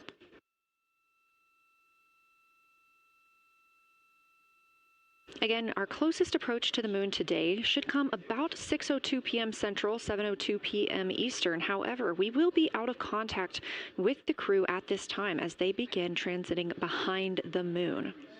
At that time of closest approach, the distance from Orion to the lunar surface will be about 4,070 miles.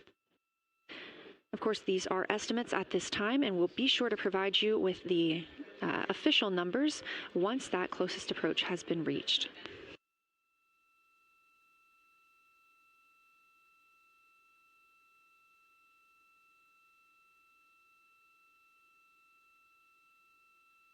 This shot live inside the Orion spacecraft, where our 4 crew members are continuing with their lunar flyby activities. They have just begun those activities really about 20 minutes ago, so we've got several hours of moon view opportunities. This is still a live view inside that capsule. However, you can see just how dark they have turned down the lights. Actually, they've turned them all the way off. There are a few LEDs that they cannot power off, but turning down these lights gives them better views outside of the spacecraft's windows while they photograph the moon. This also prevents any reflections from inside the spacecraft bouncing up on the windows and interfering with their photography.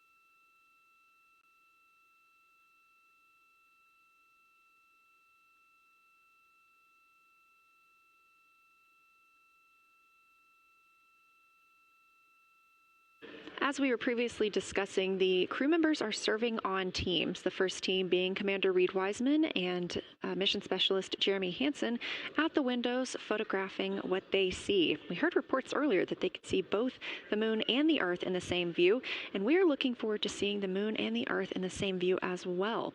That Earth set coming up in just a few hours. While Wiseman and Hansen are at the windows photographing, Glover and Cook are serving as support crew. They are able to assist with cameras. They are also providing those situation reports, letting us know how the team is working inside the spacecraft, what they're seeing, and how they're feeling about it. Those first blocks of teams will last about an hour, and the crew members are approaching the halfway point into their first observation block. A reminder, we have 5 of those blocks today. So they're approaching this halfway point, during which the crew at the window will switch roles. One will begin taking pictures, and the other will be making annotations on their PCD, that's portable computing device. Both of those crew members at the windows are recording audio of what they see. They are putting on headsets and recording audio into their portable computing devices. Obviously, we are not hearing this right now. This is going to be sent down to the science team, and they will be able to analyze that at a later time. What we are hearing, though, and will continue to hear, are those science sit reps a few times every block.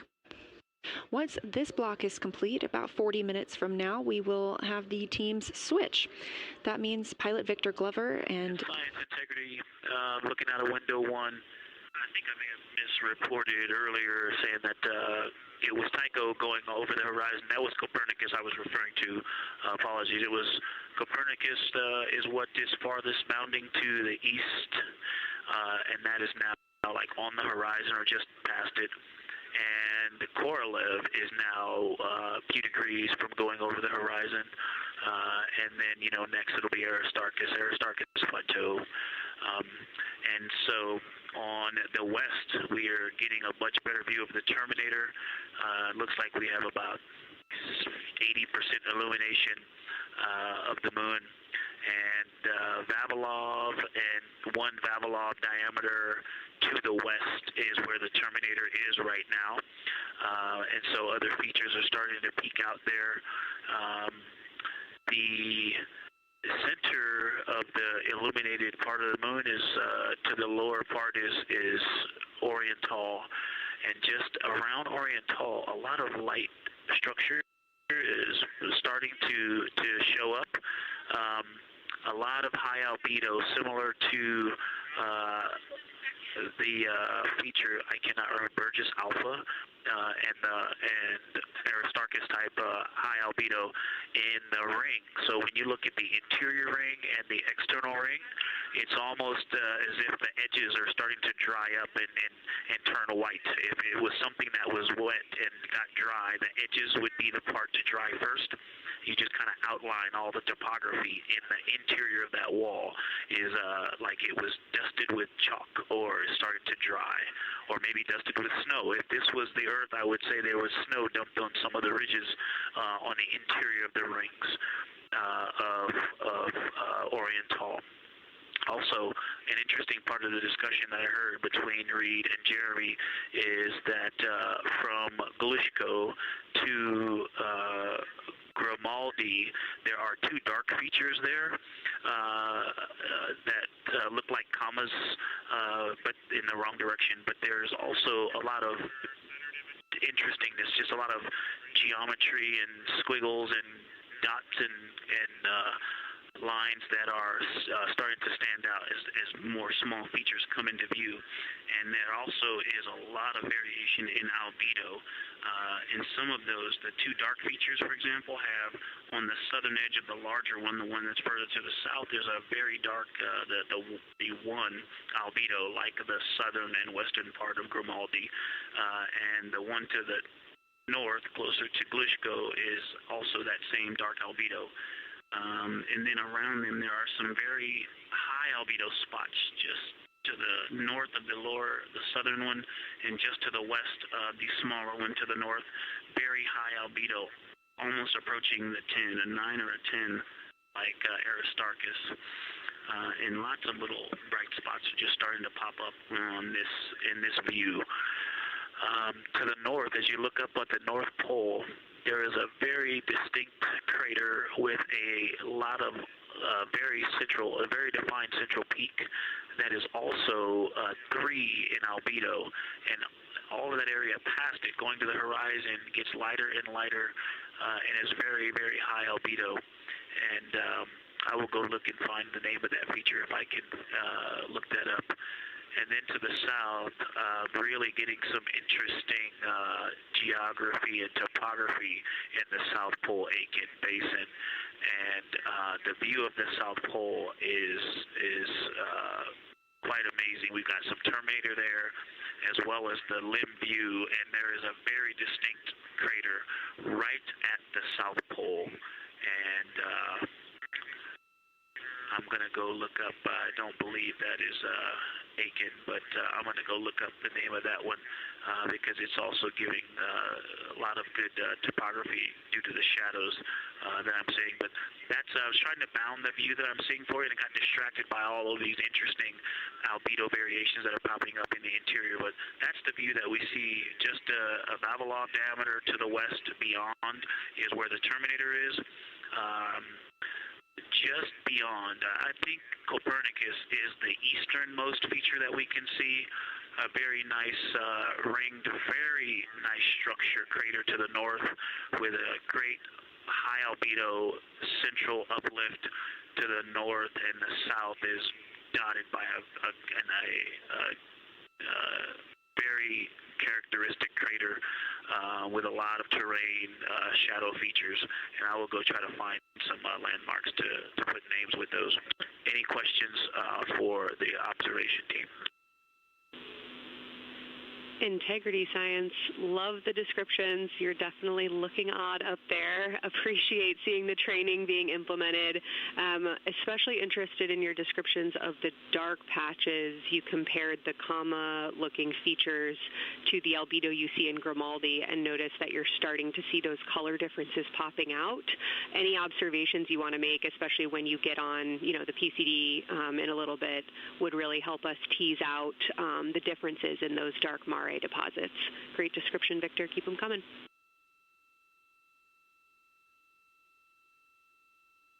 Absolutely will do, and I know you've got descriptions on both of the window observers right now as well. Keep them coming.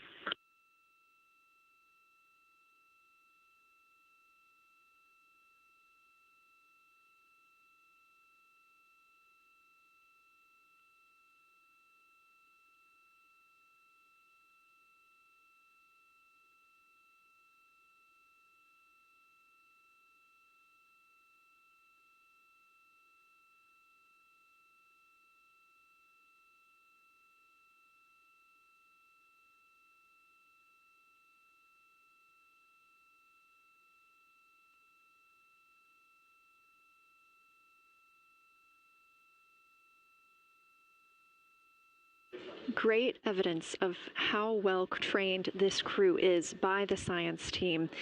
NASA astronaut and pilot of the Artemis II mission, Victor Glover, calling down a situation report, noting several different features on the moon and such descriptions, even saying that it looks like snow on some of the peaks. Obviously, we do not expect that to be snow, but referencing that as some of the lighting on how it looks to the Artemis II crew from their current position.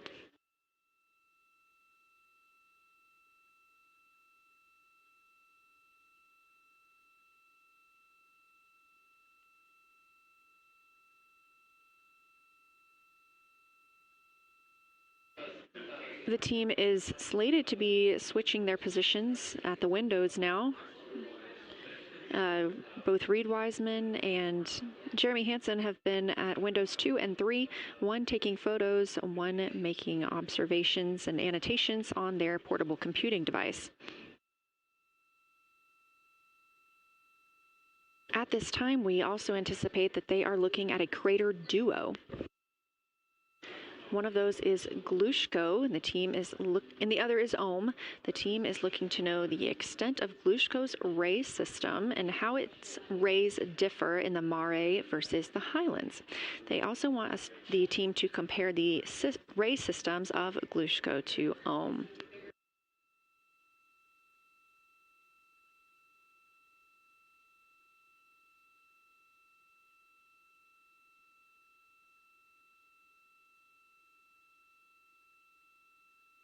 Ohm is considered a young crater.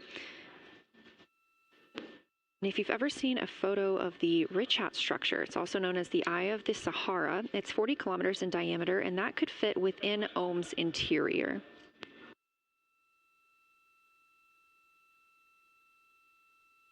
The team is specifically interested in descriptions of that ray visibility, including the color, albedo. Remember, albedo is the brightness or the surface reflection, and the reach.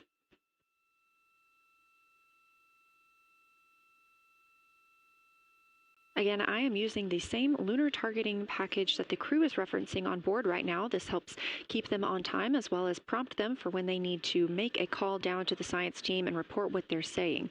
It also gives them reminders of when they need to swap positions at the windows. Additionally, I'm using the Artemis II Lunar Science Passport developed by Amber Turner and the Artemis II Lunar Science team. Now, this passport did not fly with the crew, but they used it extensively as a study guide here on Earth. So a lot of the descriptions and comparisons you hear today are developed directly by the science team.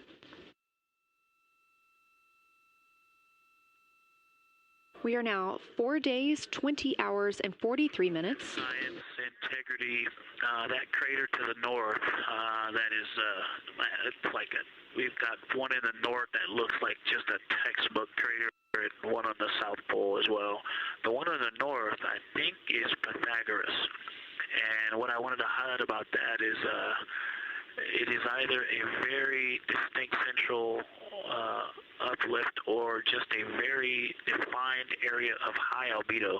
If a majority of the crater, especially the floor of the crater, is, say, an albedo of 5, this center, and only a tenth of the diameter of Pythagoras is an albedo of 2, maybe 3, but it is very bright and it stands out. And then between that crater and the actual what is the horizon from here, there seems to be another crater right on the horizon, and right on the edge of that is another patch of that albedo. It seems to be between the two craters. It's hard to tell from this grazing angle, but there is another spot just further north beyond Pythagoras. Between the two, I can draw a picture of this one and show you where that very high albedo, again, another 2 albedo surrounded by 5 and most of the area bounding it.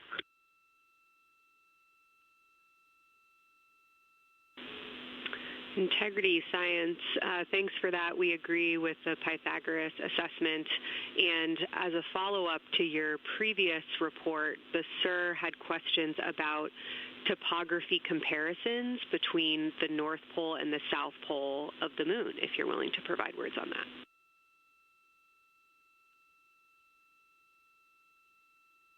Topography comparisons, absolutely. And if you have any idea what... if you draw a line between Pythagoras and the western edge of the outer defined ring of Oriental, it intersects a beautiful textbook crater on the south. I would love to know the name of that. The topography differences, now the South Pole has a little bit of a benefit that it has more of the terminator, and I can see a little more shadowing there, but there's a nice crater right at the South Pole, so that's the main thing defining the topography there. Seems to be quite a bit of elevation change. I can see some very jagged shadows, a 90-degree just to the west of that crater at the South Pole. I can see a very distinct change in the shadow directions, indicating, I don't know, a very high wall or a very deep canyon just to the west of that. And in the north, it seems to be that from sort of the edge of the mare that's dark, which is maybe 1 Pythagoras diameter south. If you draw a ring about that, maybe the top 7 degrees of the moon, and just draw a ring around that. The near side is an albedo of 5 and looks quite smooth from here. And then along the same edge of the mare, the edge of the mare that kind of Grimaldi's just outside of, Glushko is just outside of, Carroll Crater is just outside of, and you start to see the stark differences between the darker 7/8 and the 5s and 6s. The 4s and 5s. If you follow that line up to the north, that line is also where the change in topography happens at the North Pole. The line defining the light and dark on the edge of the mare that you can see from Earth. Draw that line, roughly the midpoint of all that, straight to the North Pole. And on the side facing the Earth, you see smoother topography and dotted by Pythagoras and its next door neighbor crater. And then on the far side, you see a lot more cratering and a lot more topography. And again, the far side has the benefit of a little terminator there, but I am seeing a variation in the topography. It seems to be more jagged and a more challenging place to find a place to land and to even traverse in the south. All around the South Pole, and at the North Pole, it would be more challenging to translate on the far side of the North Pole compared to the near side of the North Pole around Pythagoras. Copy all, Victor. You really help paint a contextual picture of what you're looking at. We really appreciate the way that you're guiding us into the areas you're seeing by drawing comparisons between recognizable features. Thanks for that.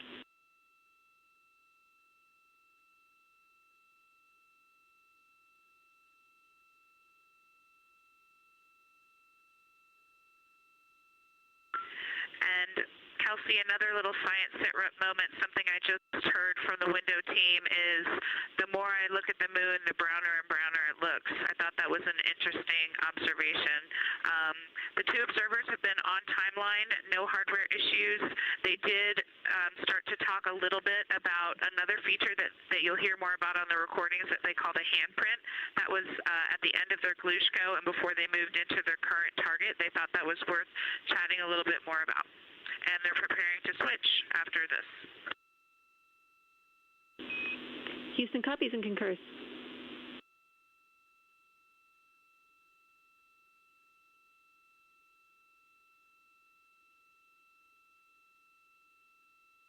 Hey, Houston and Science Integrity, another just observation from the human.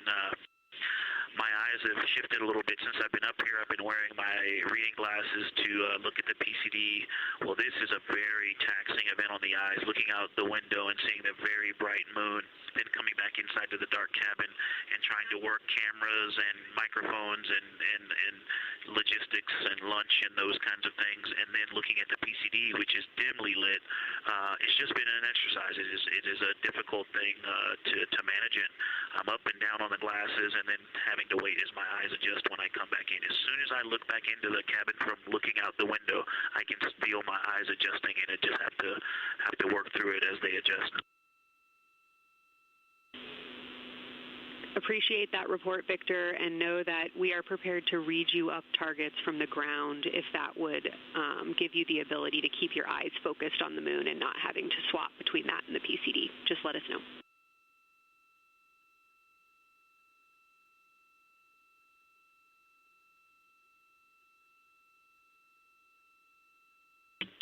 Yeah, we appreciate that, Science, and we will also do that for the window teams, and we'll back each other up that way as well. But we appreciate that. We may take you up on that. Thanks.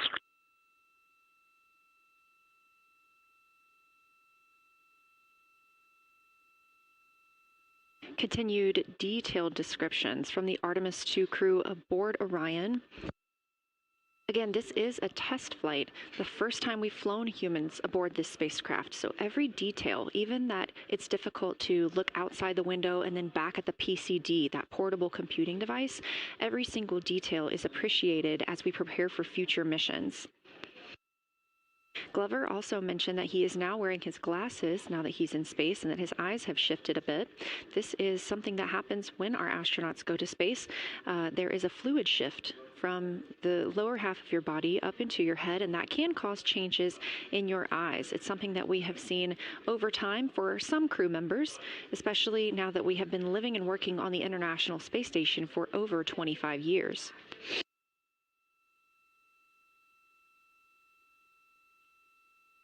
Again, it's clear that these Artemis II astronauts have undergone extensive lunar science training, including classroom instruction, fieldwork, and high-fidelity simulations. Training expeditions even took place in analog environments like the Icelandic Highlands and the Kemasasin impact crater in Labrador, where crews practiced identifying and describing geologic features under varying conditions.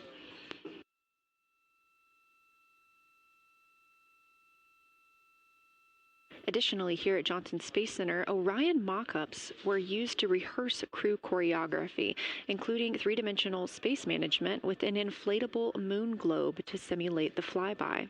And while on Earth, the crew also used that small lunar passport that I mentioned with descriptions, photos, and prompts to help them study the features we hope they'll see. Now, this is a view from their lunar targeting package at this time, helping them determine what they're seeing on the moon, as well as on the left, keep up with what their next target will be. As you can see, we have got a long list and an exciting day ahead of us.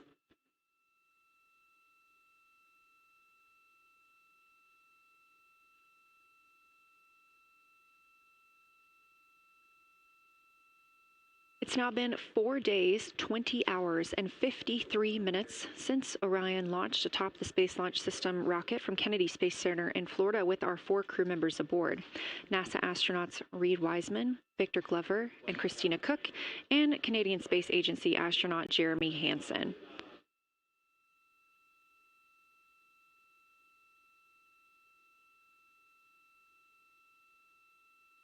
The Artemis II crew passed a major milestone today when they passed the Apollo 13 distance record at 12:57 p.m. Central, 1:57 p.m. Eastern.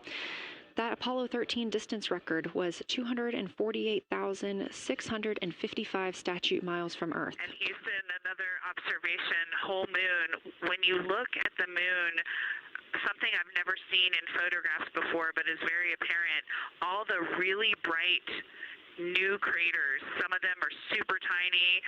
Most of them are pretty small. There's a couple that really stand out, obviously. And what it really looks like is like a lampshade with tiny pinprick holes and the light shining through. They are so bright compared to the rest of the moon. We copy, Christina. Thank you. Looks like you guys might be doing it, but remind you to swap positions at the window and take your SD cards with you. We're loving everything that you're calling down, so keep it up.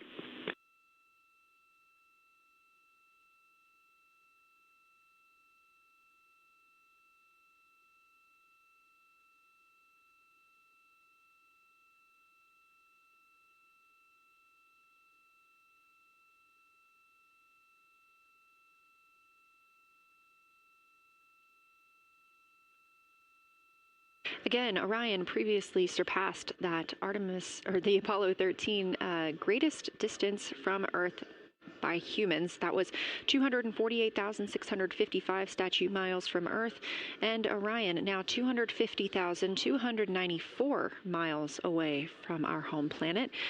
The spacecraft is 9,033 miles away from the moon and growing ever closer.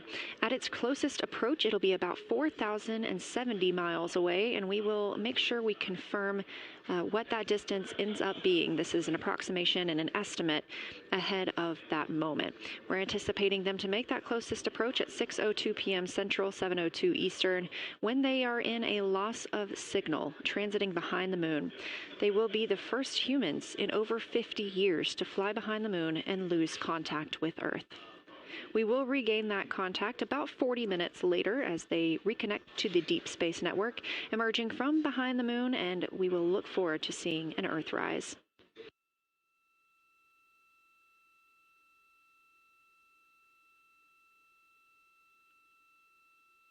Again, the crew is currently in their position swap portion on their timeline.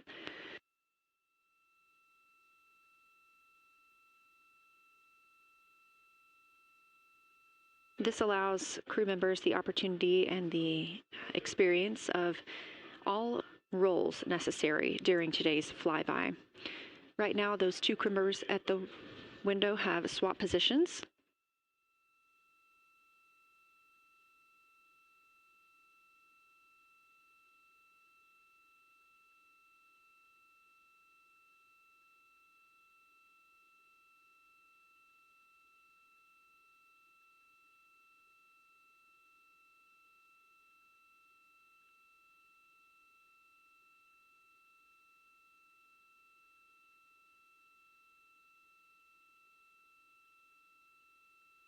Again, the crew at the windows swapping positions. Right now, that crew is Commander Reid Wiseman and Mission Specialist Jeremy Hansen, while Victor Glover and Christina Cook serve as their support flyby crew members. That's why you are hearing Victor and Christina during those science situation reports. Those voices will change in about 30 minutes when they take a turn, taking photos and making annotations while at the window.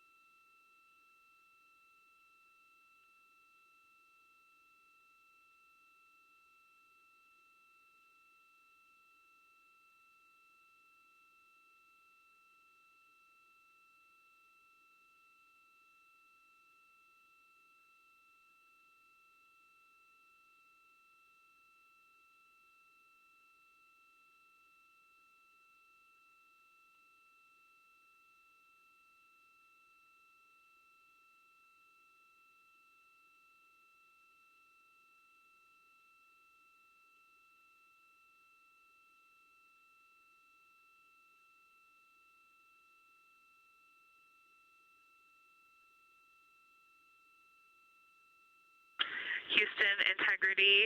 I wanted to provide an observation or a little bit of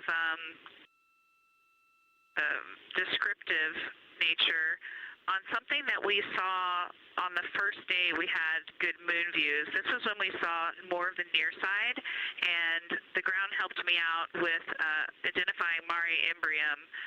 Mare Imbrium, when you have the western limb also in view, looks completely different than the normal view we have of the near side. It is the most striking feature of the western limb view that we had, and the mountain chains that form its eastern side are very prominent, but they actually stand out more than I'm used to seeing even on the western side, and the whole thing just feels like a big bump. It actually looks like a large healing wound with a high albedo forming the mountain chain around the impact basin. And I just don't think I had enough chance to describe how striking it was on that western limb view as we were coming in a couple days ago. Christina, science, absolutely love that, especially since that's a feature that all of us here on Earth can observe from home. So I'm sure tonight everyone's going to be going out and looking for evidence of that beautiful topography you just said. Thanks for those words.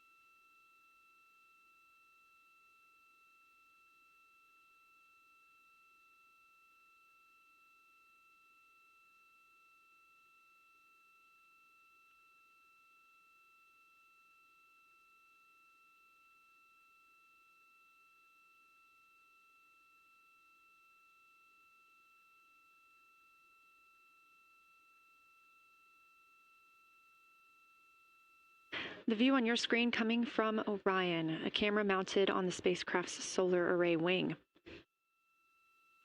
Toward the right of your screen, the near side is the hemisphere we see from Earth. That is identifiable by those dark splotches, which are ancient lava flows. Science integrity. A question and a comment. Question is it possible that we're seeing a Schrodinger basin from this vantage point in the Terminator at the South Pole? And the comment is Ohm. The rays coming out of Ohm are less distinct. We are not seeing the bright rays coming out of it, but the sort of 9 o'clock wedge that is formed by the change in albedo from the interior portion that is to the northeast to the surrounding lighter mare that's 270 degrees to the west. That 90 is very distinct and interior. You got some great descriptions from the two at the window about the colors in there, but in that darker part, in that wedge, you've got some really interesting color, even though the rays, the distinct difference in the albedo almost look like rays, but it's not the rays coming out. It's the just change in that albedo. Integrity science, that is very intriguing, those color rays coming out of Ohm rather than sort of albedo. And as answer to your question, we do not think you can see Schrodinger. It's in darkness as of now. But thanks for that Ohm description, and it sounds like the pair at the window's got great descriptions that we're definitely going to dive into tonight.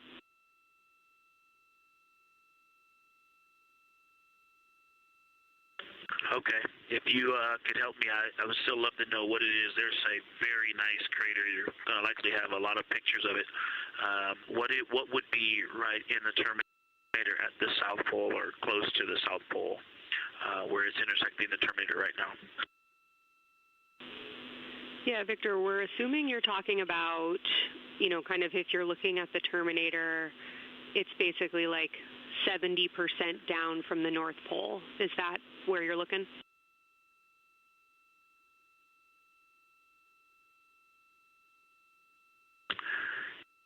Contact, yes, that is where I'm looking.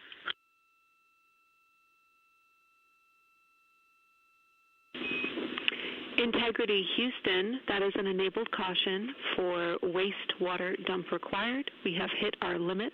As expected, no crew action.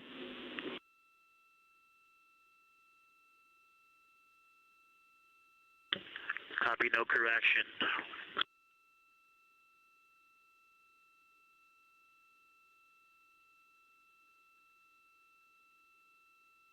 You are. And integrity science, we're trying to figure out what you're looking at there. Is it like right on the Terminator, or is it in the eliminated portion next to the Terminator?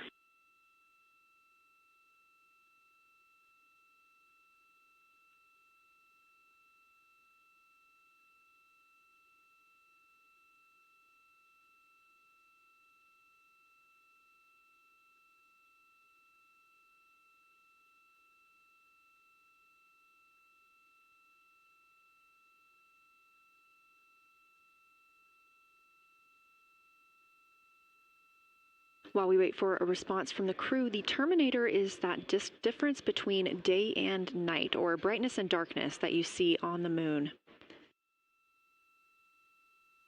We see this from the International Space Station as well, looking down at Earth. And science from integrity, excuse my space orientation adaptation.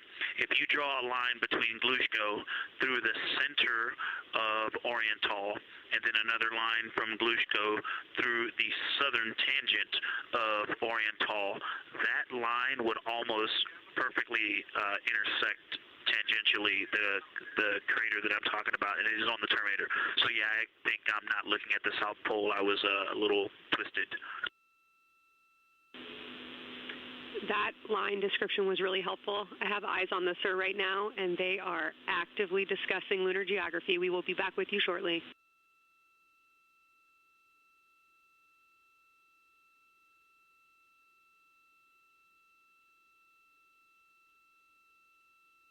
You're hearing a couple voices today in Mission Control Houston. One of those is Dr. Kelsey Young. Integrity science, we believe that's Zeeman crater.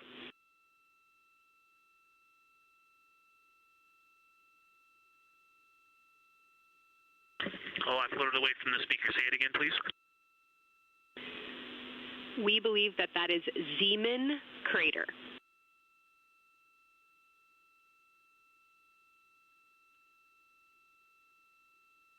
Zeeman. Okay, and can you say the first letter? I may be pronouncing that wrong. What's the first letter of that word? Zulu. It's Z-E-E-M-A-N.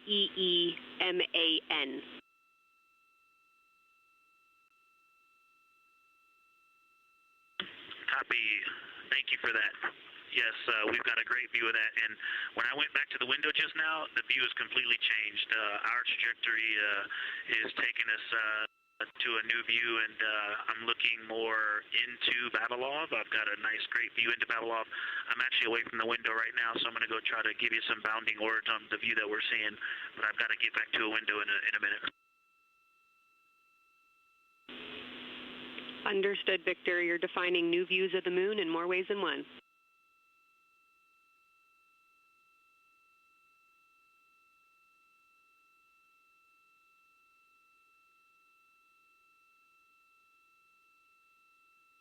Again, when you hear calls down to science or from science, that's Dr. Kelsey Young, the Artemis Science Flight Operations Lead here at a console in Mission Control. You also hear communications with the crew from Canadian Space Agency astronaut Jenny Gibbons. She is the Capcom for today. She is a backup Artemis II crew member. Those calls from pilot Victor Glover asking about a feature he was seeing, specifically a crater on the moon. Meanwhile, the team here in the science evaluation room was actively working together to determine which feature he was describing.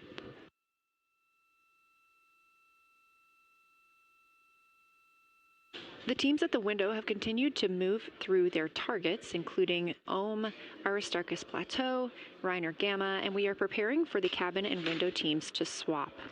That's when we'll hear more from Reid Wiseman and Jeremy Hansen when they take on these support roles, while Christina Cook and Victor Glover are at the windows photographing and annotating.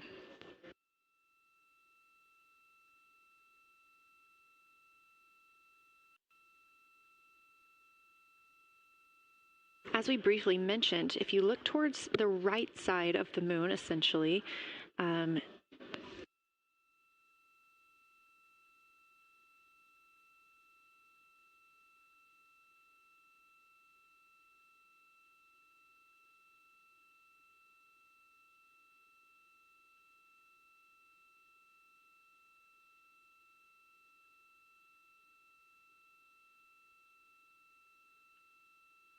this live view coming from a camera outside the Orion spacecraft, and if you look on the right side of the moon where you see those dark patches.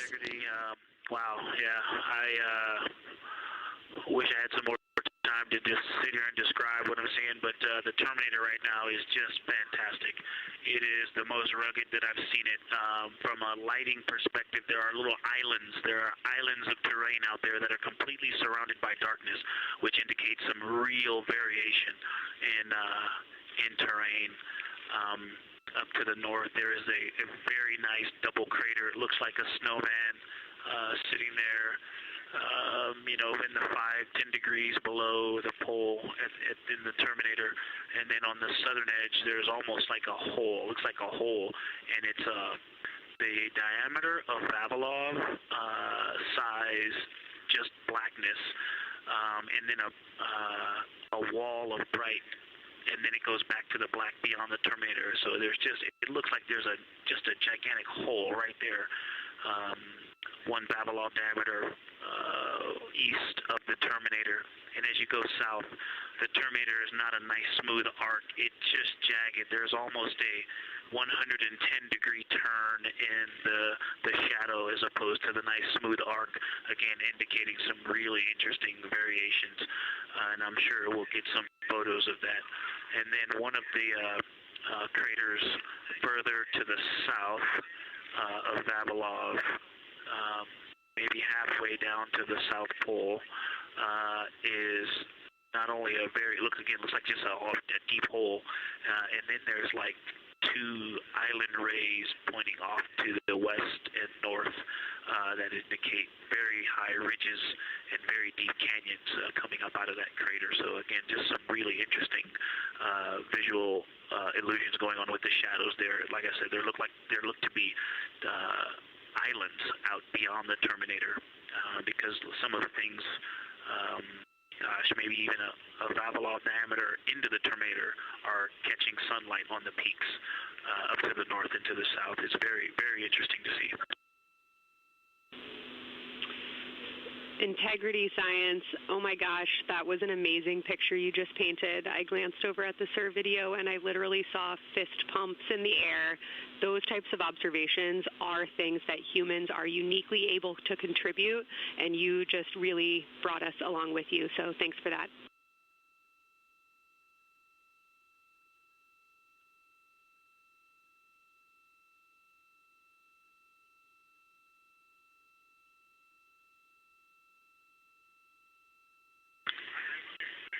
That's awesome, Kelsey. Did you get a sit rep updating you on a slight change in logistics for PCD use? Christina, this is Houston. We did not, but we will take it now.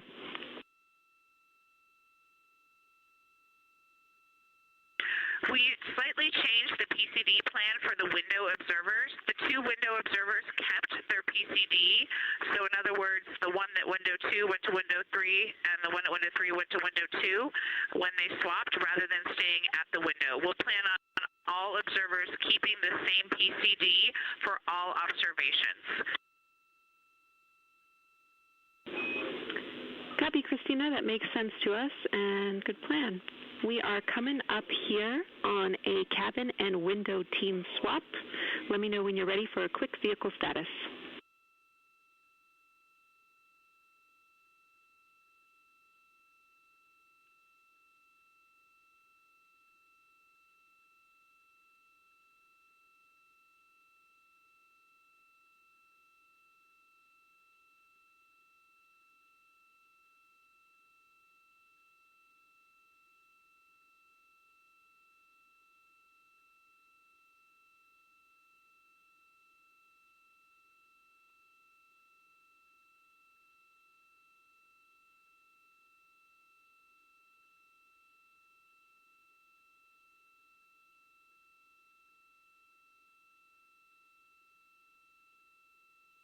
As you heard, science. Houston, go for the vehicle system update.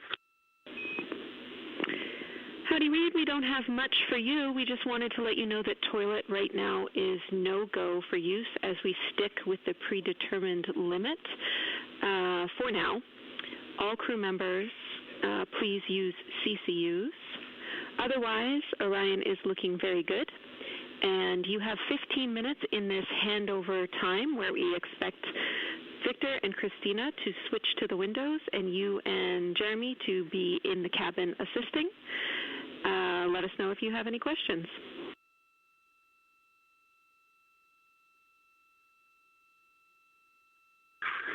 No questions at all, and they're in the swap right now. The first thing I'll tell you, I floated up to the docking hatch window and just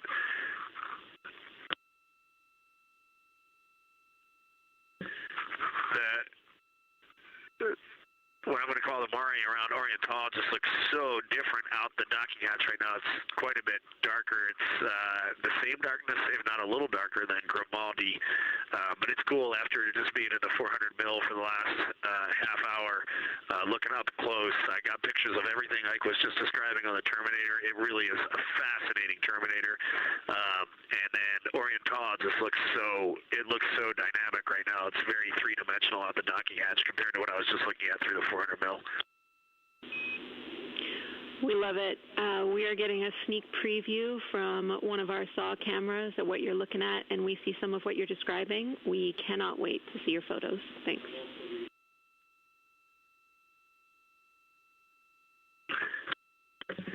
Yeah, Jenny, I wish you had some longer lenses on the solar array so you could see the whole moon, but man, it is, or the up-close moon, not the whole moon, but it is just fascinating here. It's so cool.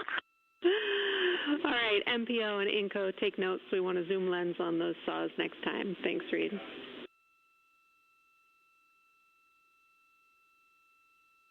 Affirmative.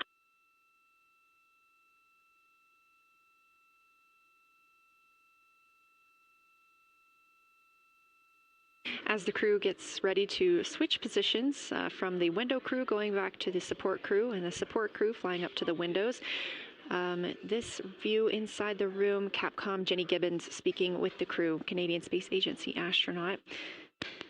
The crew has continued to provide excellent descriptions of what they are seeing on the lunar surface.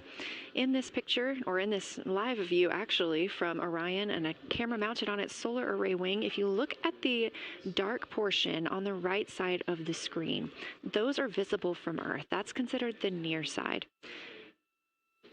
Those are ancient lava flows from a time early in the moon's history when it was volcanically active. And if you look towards the left, there's that dark, large crater that appears to the left of those lava flows. That's Oriental Basin. It's about 600 miles wide, and it straddles the moon's near and far side. And this mission is the first time that humans have ever been able to see this with their eyes in the daylight.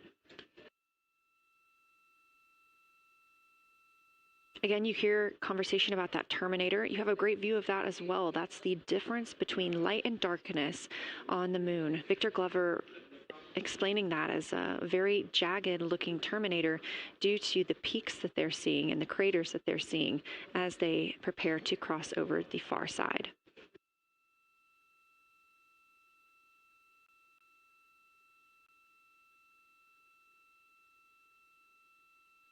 You also heard science officer, the Dr. Kelsey Young, Artemis Science Flight Operations lead, sharing with Victor Glover that his responses are truly something that only human eyes can discern or provide. So we've previously discussed how having humans observing the moon on this mission is being combined with lunar robotic data to help us maximize what we know about the moon. So part of that data comes from the Lunar Reconnaissance Orbiter, or LRO. This orbiter provides the robotic foundation that makes Artemis II lunar science possible.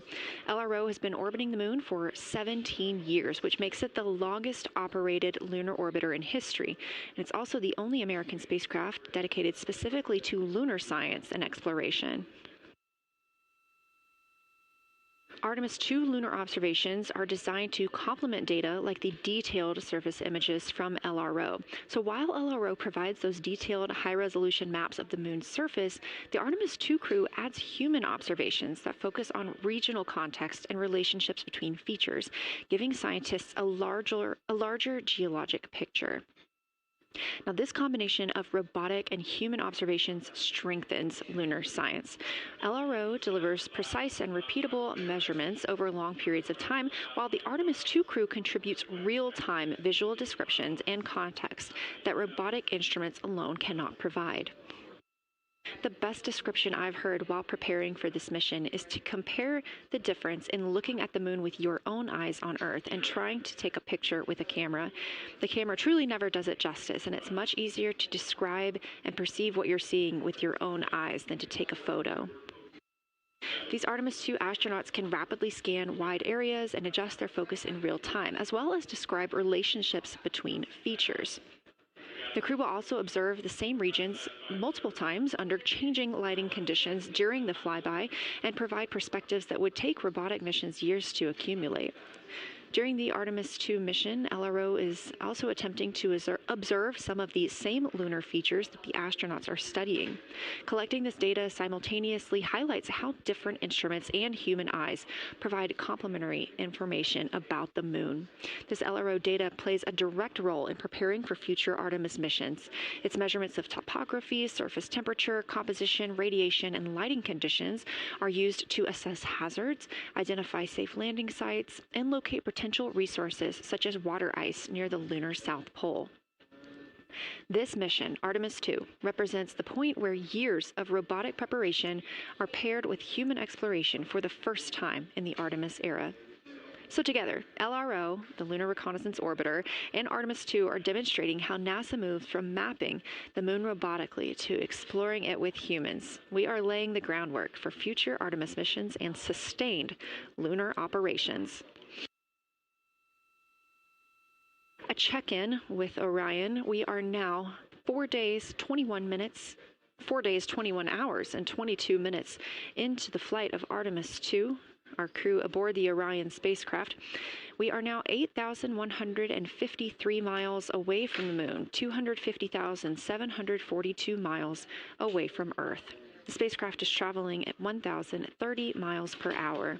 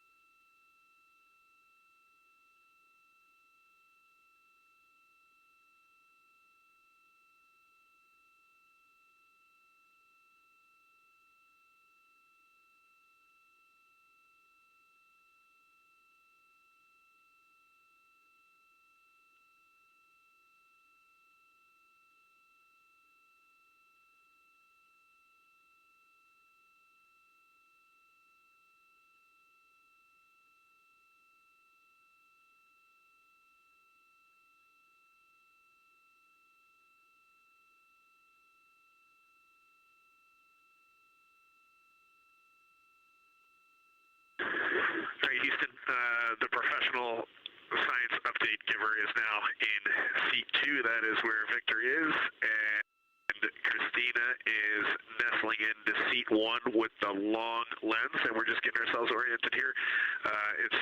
It's a cool view in the cabin. It's actually a cool view to be off the camera now and looking at my crewmates getting up to their observation posts and looking in. It's super fun.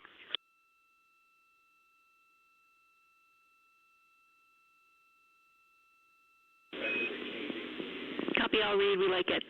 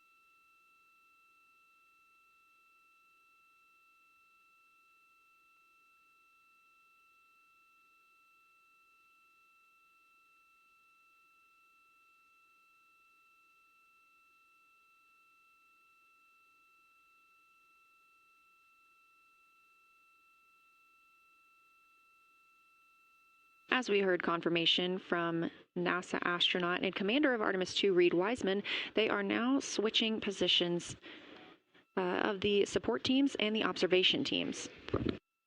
So initially, Reid Wiseman and Jeremy Hansen were at windows 2 and 3 in the Orion spacecraft, taking photos and making annotations in their PCDs, portable computing devices. They were also giving audible descriptions into their PCDs, wearing headsets with microphones and providing recordings that the science team will be able to listen to later. We were hearing from NASA astronauts Christina Cook and Victor Glover as they made observations as part of the support team. Now, as these teams are swapping, we anticipate hearing more from Reid and Jeremy as they'll be on the support team, while Victor and Christina will be at the windows taking photos and making annotations.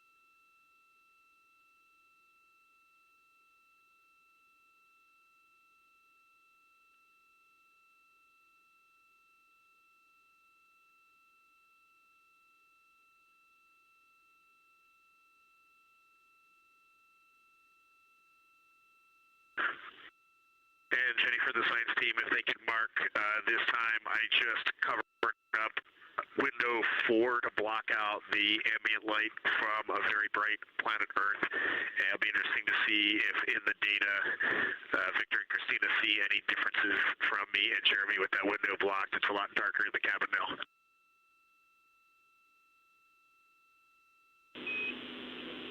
Copy, Reid. We're taking note, and we'd be curious too.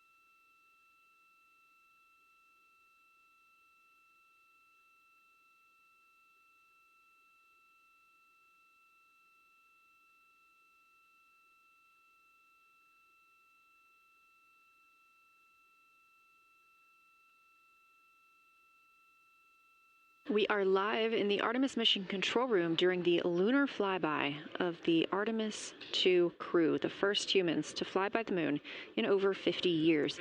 Orion launched 4 days, 21 hours, and 30 minutes ago atop the SLS rocket, Space Launch System rocket from Kennedy Space Center in Florida.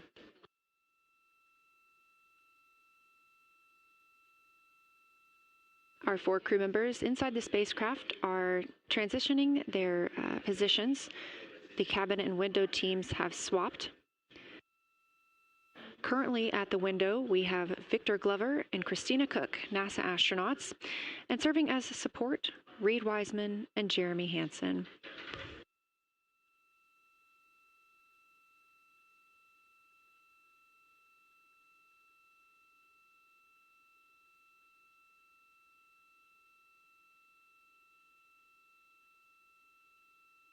For our crews at the window, they are using handheld Nikons with an 80 to 400 millimeter zoom lens.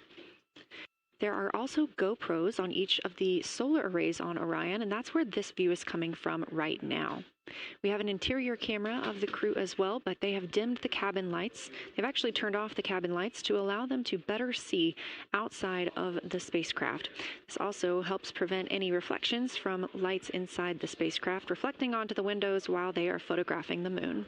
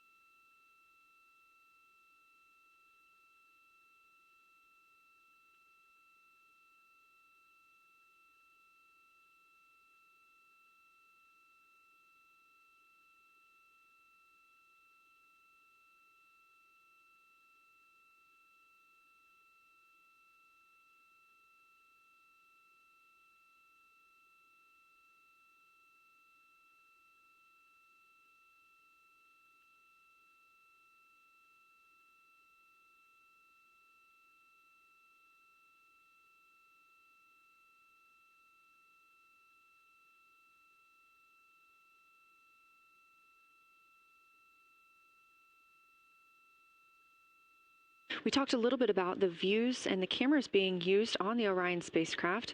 And again, we do have GoPros on the tip of each solar array wing. Now, the bandwidth is a little bit limited because having a crew on board, we do have to downlink a lot more data. That includes their environmental control and life support system. We are not the only data, this view that you see, coming down from the spacecraft, and so we do rely on sharing some of that with the other flight controllers in mission control. This helps the team monitor all systems aboard the spacecraft and ensure the safety of our astronauts.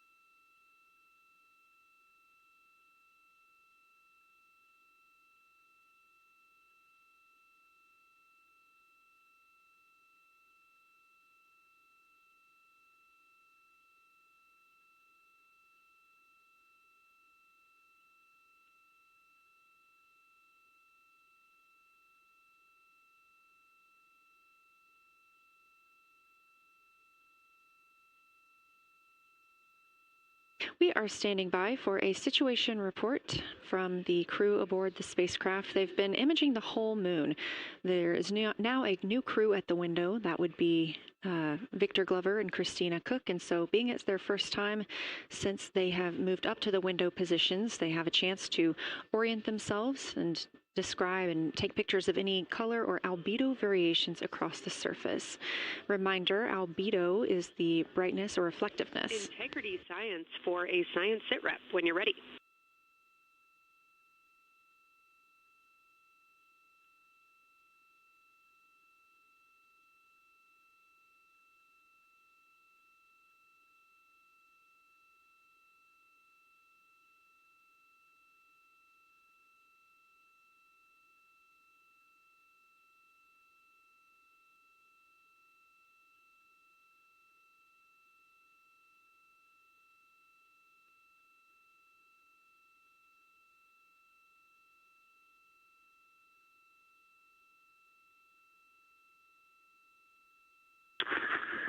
Houston Integrity, we have no external view of the moon right now for the floating crew members, so my only science sit rep is that we have Victor in window 3 doing observations and Christina in window 2 with the long lens.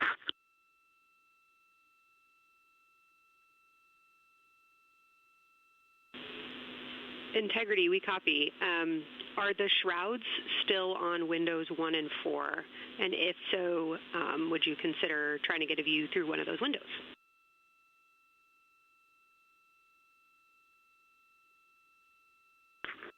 We cannot take the shroud off of 4 because the Earth is too bright and it's impacting Ike's peripheral vision. And then I can get a grazing glimpse out the docking hatch window. I can see Oriental south down to the South Pole.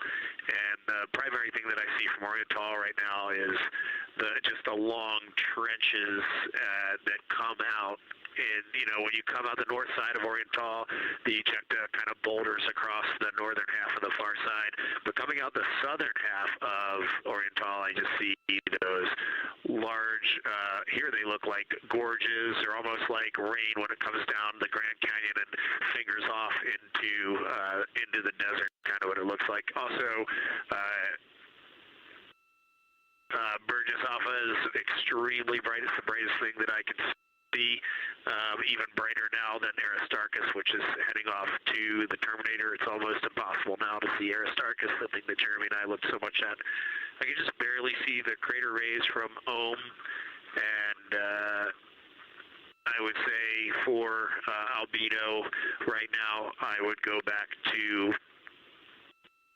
Grimaldi is still extremely dark, especially in that southwest corner, and there are parts of Oriental and the outer ring of Oriental that reach that same level of darkness, especially the rings of Oriental reach the same level of darkness as Grimaldi. And then south of Grimaldi, Jeremy and I were noting a few other just really dark areas of cratering, mare there, and those have that same darker albedo. But Burgesshoff is the brightest, and Grimaldi is the darkest. Integrity Science, that was a great description. Thank you, and thanks for the docking window geometry to give us that description. Any comments before you go on the annular ring in Oriental?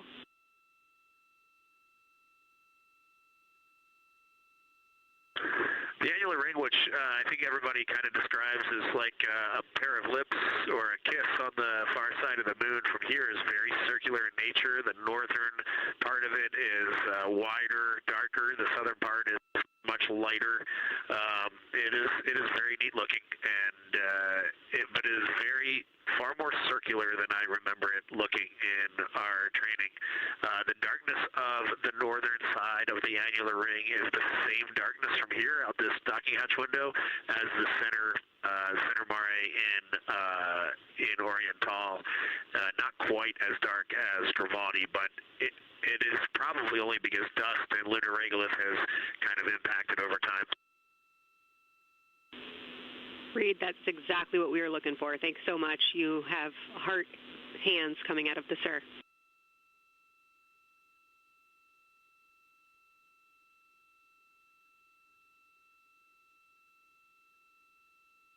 Say that again, Kelsey.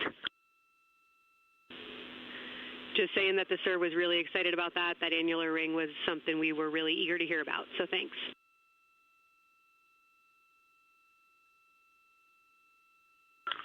Yep, you bet. And now Victor and Christina are moving on to Oriental. I got them situated over there a little bit late.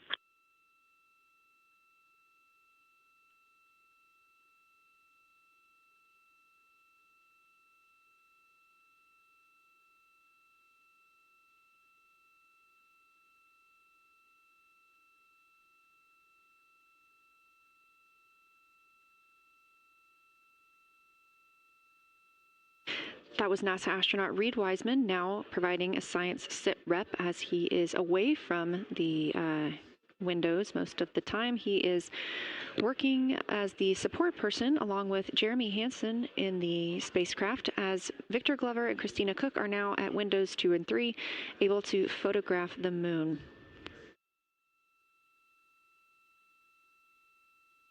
Christina and Victor are also providing recorded information to their portable computing devices, that's their PCDs, and the science team will have access to that at a later time.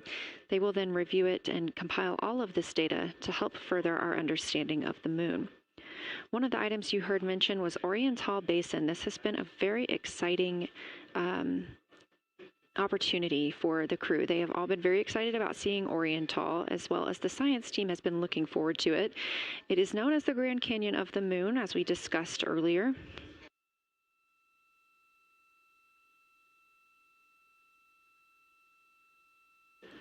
From the pictures, the science team is hoping that the crew will take centered images of the entire basin and surrounding craters in a single frame, but also use those 80 to 400 millimeter zoom lenses to create a mosaic entire basin.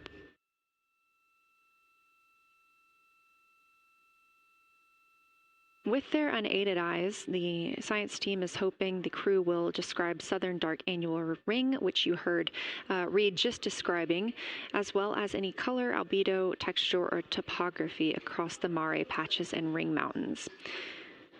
Science team reports that the observations will be used to study the geologic evolution of the youngest lunar basin and to inform formation hypotheses for the annular ring.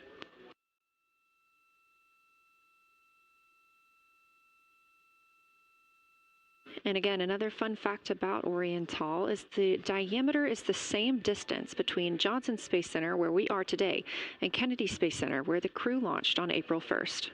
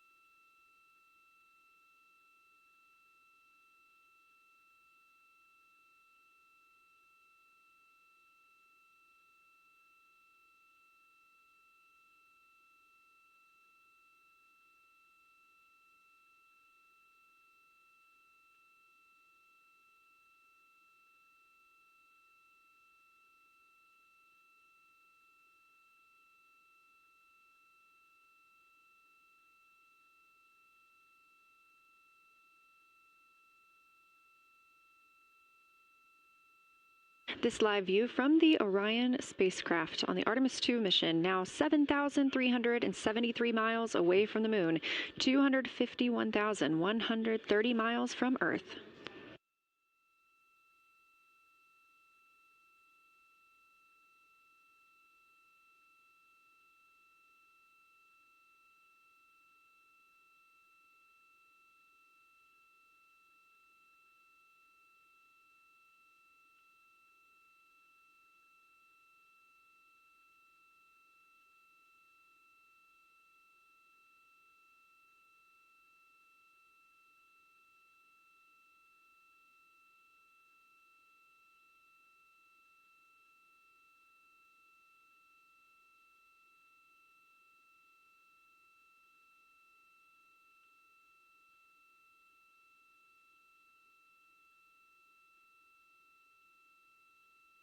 Again, the Artemis II crew passed the Apollo 13 record of the humans farthest from the Earth today at 12:57 p.m. Central Time, 1:57 p.m. Eastern Time.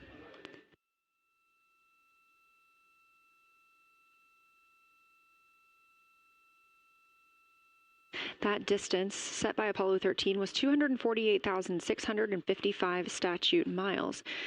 We have clearly passed that, and we expect to pass that by about 4,105 miles. That will be when the spacecraft reaches its farthest distance from the Earth. It could be around 252,760 miles, but again, these are approximations and our targets, and we will make sure to report back the final numbers once we have them.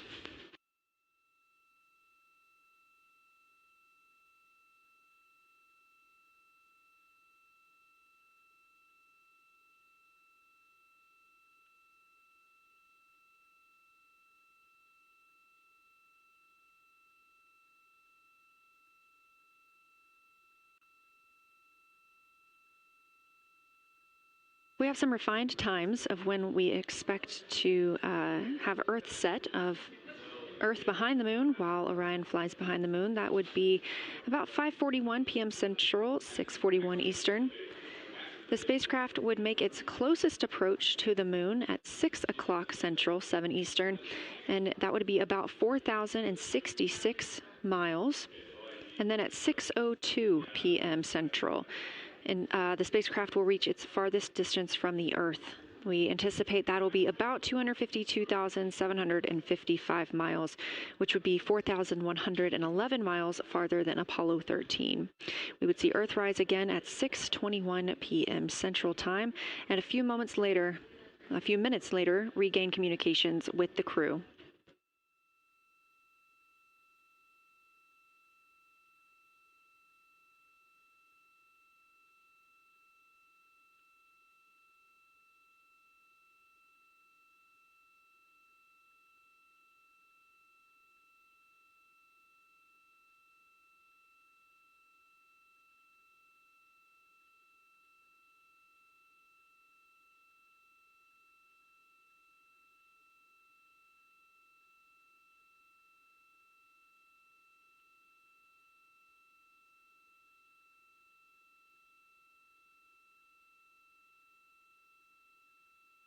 Currently aboard Orion, Victor Glover and Christina Cook are the two team members conducting lunar flyby observations, meaning they are using the Nikon cameras to photograph the moon, and their PCD, or the portable computing device, to conduct annotations. They are both recording information that will be downlinked to the science crew, and tomorrow morning the science team will have a conference with the team while the information is so fresh. They'll be speaking with the crew about their observations and their data collection.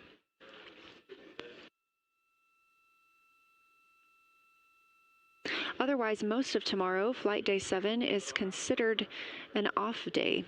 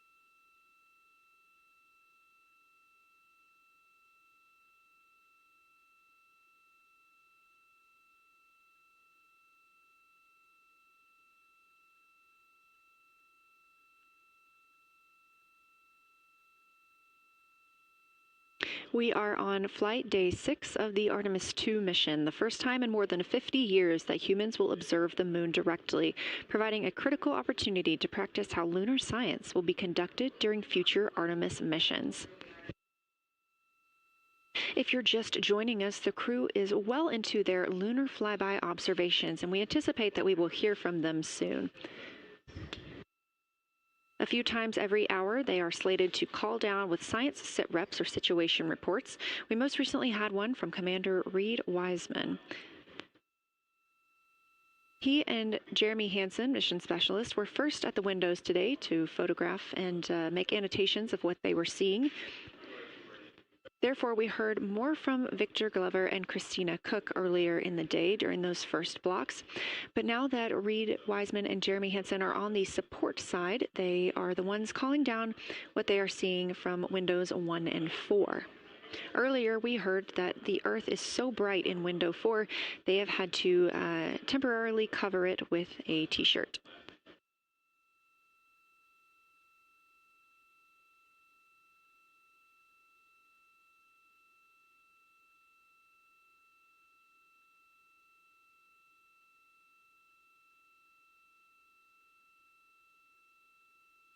The moon preserves a near-continuous record of solar system history that has been erased on Earth because the moon doesn't have an atmosphere. So things that we experience on Earth, like weather or plate tectonics, don't really apply.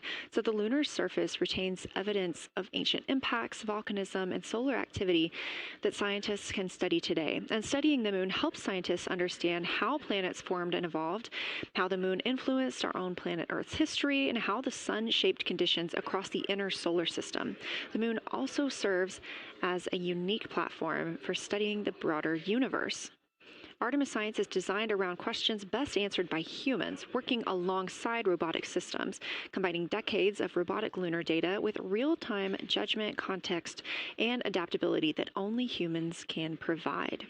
This mission, Artemis II, is serving as a proving ground for lunar science operations, which allows NASA to test how science is planned, executed, and supported during a crewed deep space mission ahead of our future Artemis flights.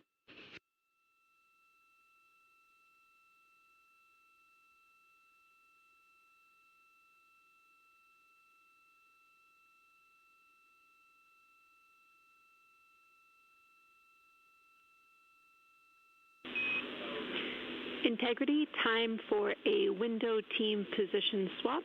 So Victor and Christina, please switch places if you've not done so already, and remember your SD card for the camera.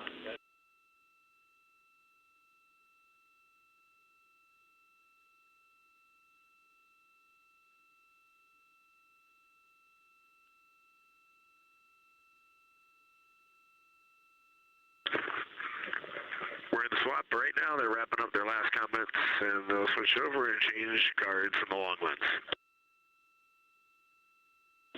Copy.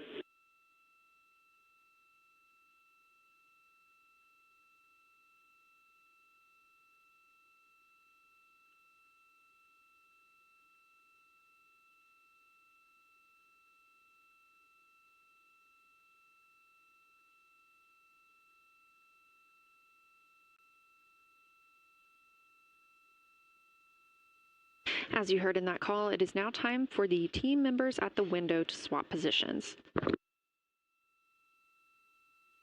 That means Victor Glover and Christina Cook will be switching roles. One of them has been photographing the moon with a Nikon with an 80 to 400 millimeter zoom lens, while the other was making annotations on their portable computing device. And both are recording audio that the science team will be able to listen to.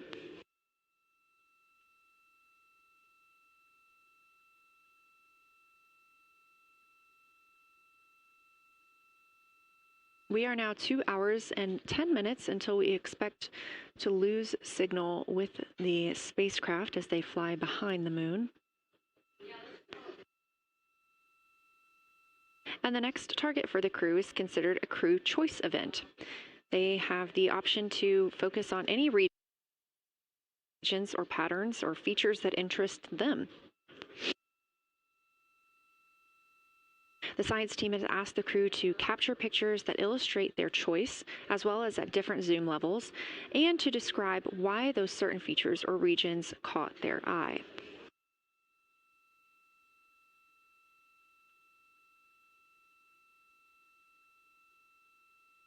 Those recordings are part of what are being saved on their PCDs, portable computing device, that will be sent to the science team for analysis.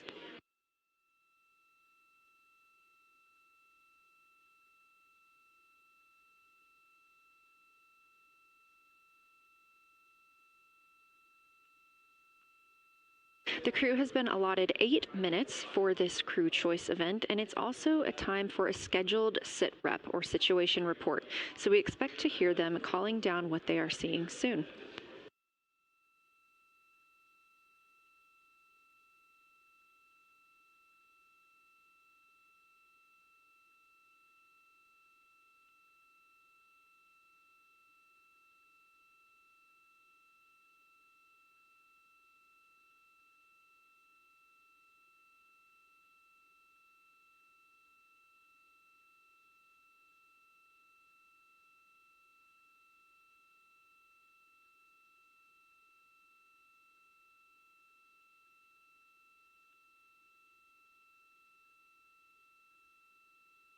Something that the crew or that the science team has used to help prepare the crew is a cue card. These ask for a feature ID if they happen to know the type or name, and if it is a target. Of course, in this situation, when they have a crew choice, they do not need to, it may or may not be a target. They want to know the location and the observation style. They've also asked for the geometry of what's being captured, the size, shape, boundary, and preservation, as well as the color and shadow. So the color tone, the albedo, that reflection or brightness, the size, and shape, any shadows or illumination. Next, they're interested in structure and texture. That includes slopes, structures, and textures, of course, and geologic relations, like association to other features, any contact to those features, and of course, their thoughts, impressions, or interpretations. They are interested even in emotions and excitement that the crew may be having.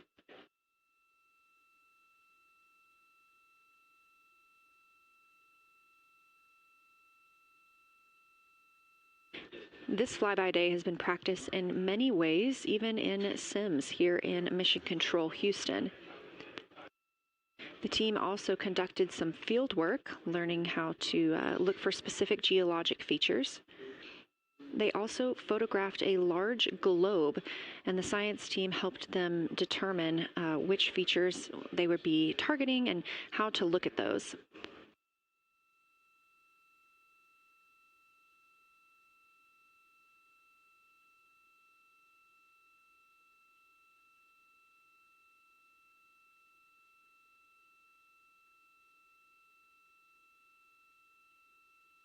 We have a few more minutes that the crew would be photographing their crew choice. Again, this is NASA astronauts Victor Glover and Christina Cook at the windows. They will then move on to another discussion portion. This is for the far side albedo, that reflectiveness, and color that they are seeing. We heard earlier about some browns seen on the moon, which is very interesting, especially here from Earth, where we are just seeing whites, grays, and maybe even black at some points. When they get into that discussion for far side albedo in a few minutes, the theme is looking to know how that color and albedo is, what those variations look like across the far side.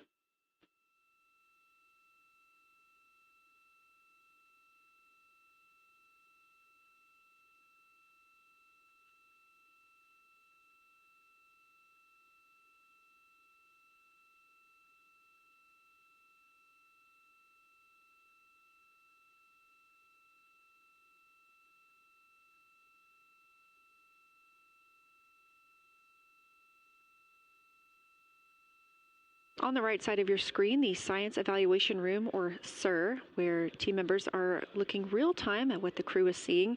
And even earlier, we're... Houston Integrity, you ready for Science Zero? We'll take it.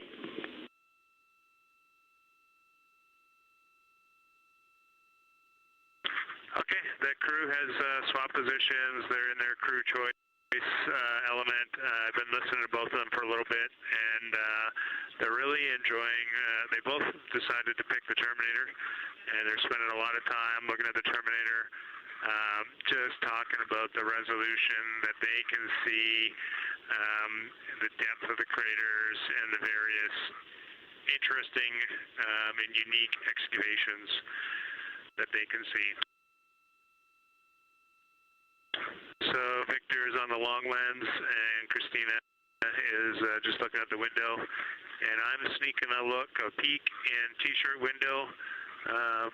It looks like, I don't have the best angle here, but it looks like Aristarchus is on the limb of the moon now. It's amazing how quickly it changes as we speed around the far side of the moon, stuff that's leaving our field of view, and now we have a lot of the dark side of the moon that, you know, it's missing for us right now, but it would be in view if it was lit at all. Jeremy, Science, thanks for that sit rep. Do have a question. A few times we've heard you and the other crew describe change during the course of your flyby. Would be interested in future descriptions of more verbosity about how it's changing. Thanks for the great sit rep.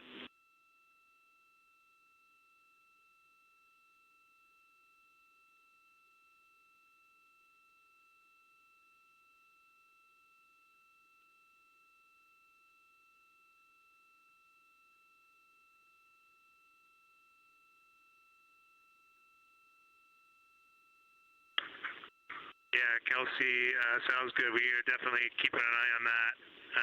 My eyes are just not readjusted. The moon is so bright when you come back to the window. I was just in the interior of the cabin. I've come back to T-shirt window, and it's just overwhelming brightness.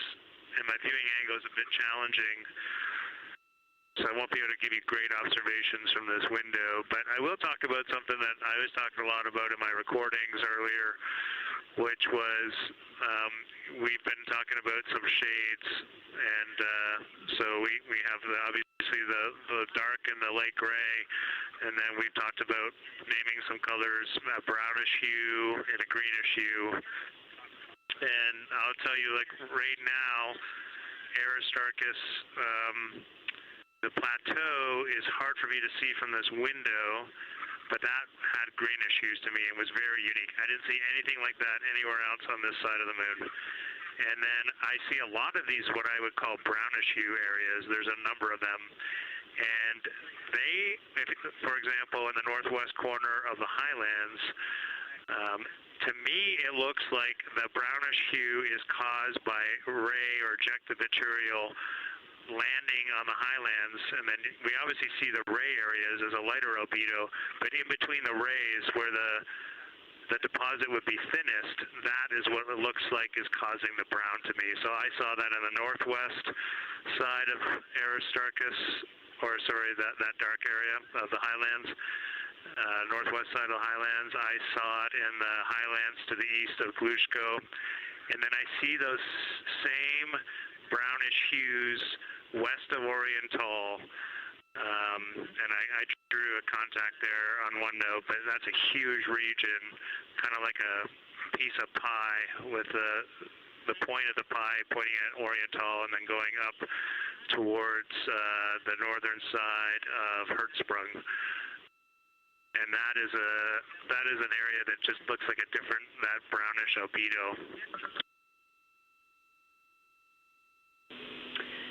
That was fantastic, Jeremy. We had heard rumors of the green and brown hues, and so you really read my mind on asking about those. Understand they likely didn't have any contact with each other the way that you described them, but please correct me if I misunderstood that. And then last thing, I'll make the same offer we made to Victor earlier. If it would be helpful for us to verbalize any targets so you can stay at the windows and keep your eyes adjusted to the moon, please let us know.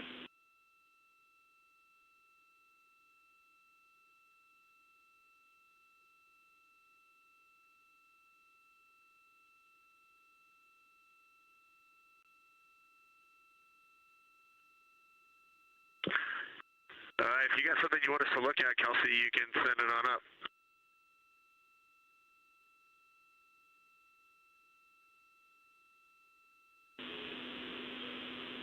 Definitely not looking to interrupt your flow, Reid and Jeremy, only offering assistance if you guys want to keep your eyes off of the PCDs.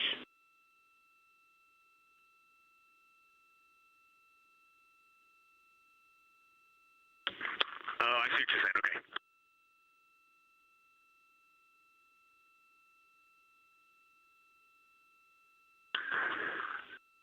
Not really science related, and we definitely learned this at Apollo, but the thing that is just most fascinating, I think, to me and Victor right now is even as rugged as the far side looks, when you look at Oriental and Home, it's rugged. But man, when you look at the Terminator, it is just like impossibly rugged, and it reminds you that the whole far side is that way, and just the Terminator is really bringing out the shadows and the hills and the valleys, and it is just, it's unbelievable. It's like no surface of the Terminator is not marked by meteor impact, and it's just, it is very impressive to look at that, and you realize that that is true across the whole far side. You just can't see it due to sun illumination right now. Reid, Houston copies, and we were commenting on the same thing. Even from our view, the Terminator looks absolutely alien because there's just so much texture in there that we're just not used to seeing. So thanks for sharing that with us.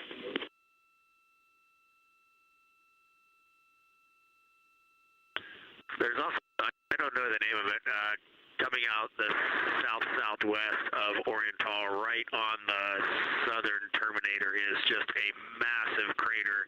I don't know the name of it. Maybe you can look on the solar array wing video and tell me it's right. It's the southernmost crater you see on the Terminator right now.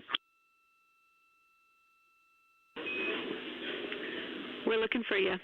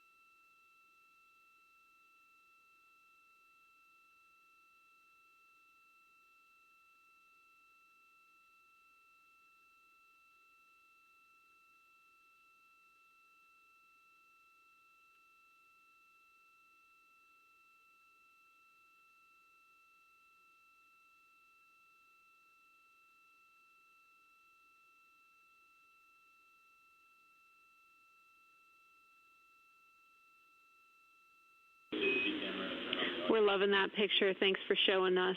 And Reid, as an answer to your last question, we believe that that is Chebyshev crater.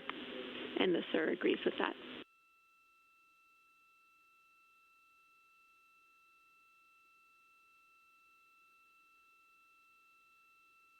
Okay, that picture I was just showing you is an 8X iPhone out the docking hatch for the high grazing angle. It's just amazing.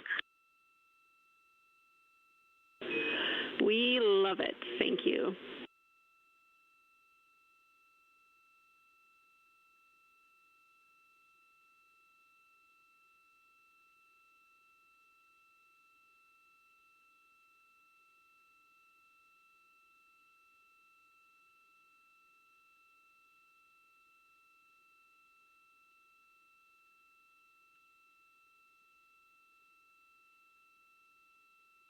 This is Artemis Mission Control in Houston, Texas. Mission elapsed time, 4 days, 22 hours, 12 minutes into the flight of Orion.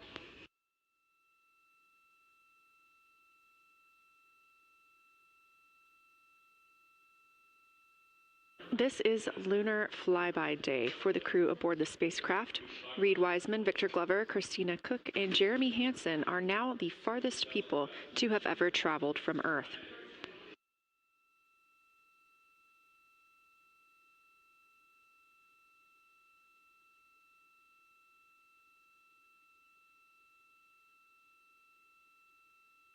This a live view from inside the spacecraft. They have turned off the lights so they're able to see outside and photograph the moon better with no reflections from inside.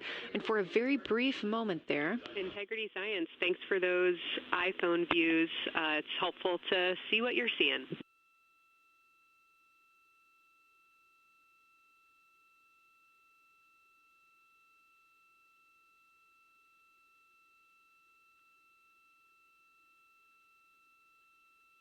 We very briefly saw NASA astronaut Reid Wiseman showing a picture he took on his phone of the moon.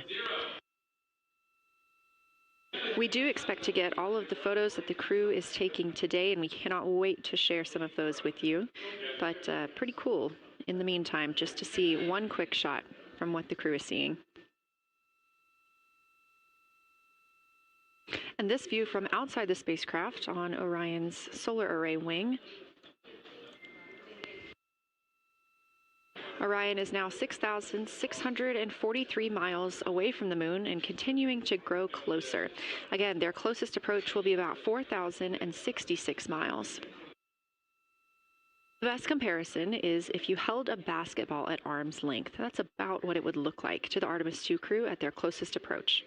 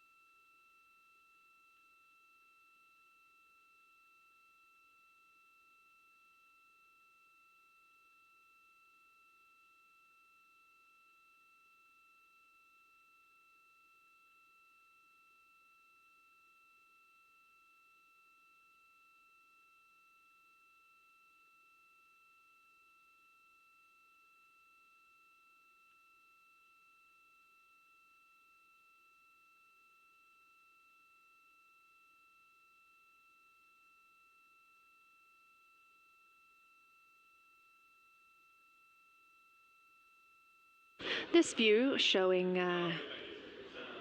at the very top, a camera coming from Orion, continuing their flyby of the moon. We have 3 more flyby observation blocks after the completion of this one.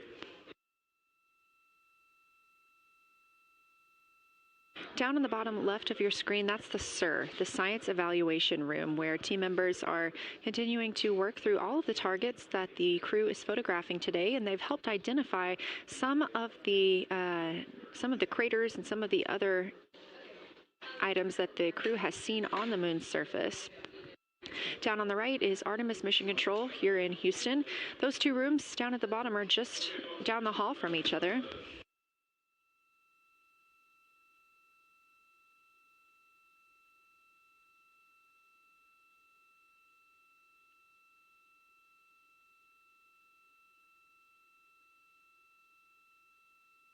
And we are just a few minutes away from the next cabin and window team swap. That means Victor and Christina, who have been at the windows, will fly to the cabin, the background essentially, and be their support crew for Reid and Jeremy. Reid and Jeremy will move back up to the windows.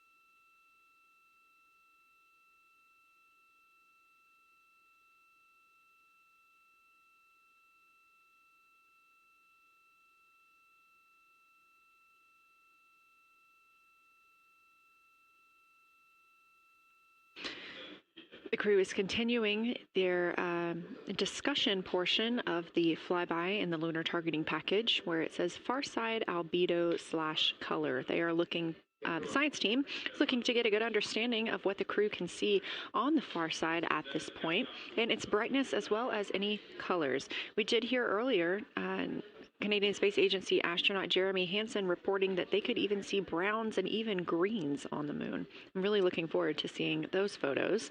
And in just a couple of minutes, the teams will swap from the cabin to the window.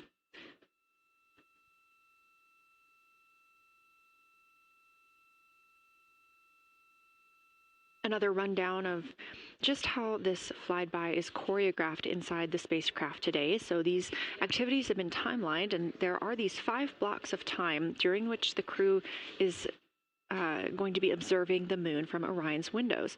Now we are just coming up on the end of the 2nd block, and we'll start the 3rd soon. So at any time during those blocks, 2 members are at the windows working in a pair. One is taking photos from window 2 and has a blue shroud over the window to help prevent any reflections from inside the spacecraft. They are also using an 80 to 400 millimeter zoom lens. And the other astronaut on the window team will be in window 3 using their portable computing device to make annotations. Now, again, both of those crew members are making audio recordings of what they are seeing, and we are not hearing that right now. Those are going to be downlinked later to the science team, who will evaluate them and use that data to inform our understanding of the moon. Those 2 crew members at the windows swap roles. Integrity Houston, it is time for another swap between the cabin and the window teams. So we have 15 minutes of handover time, and then we will expect Jeremy and Reid at the windows and Christina and Victor at the cabin.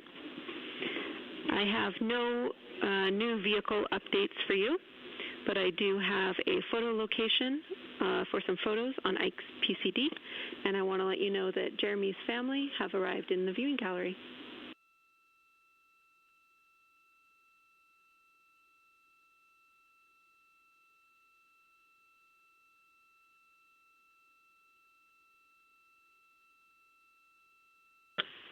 Okay, Jenny, we copied most of that.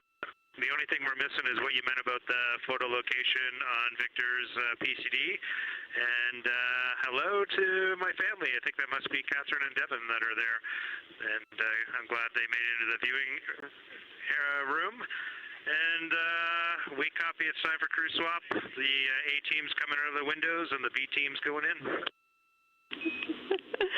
Okay, copy. All I meant to pass for Victor's PCD is that there are some late load photos that were requested that are now in his favorite photos folder. And you're exactly right. We have Catherine and Devin here. They give you a big wave, and they're super excited and happy to see part of what you're seeing.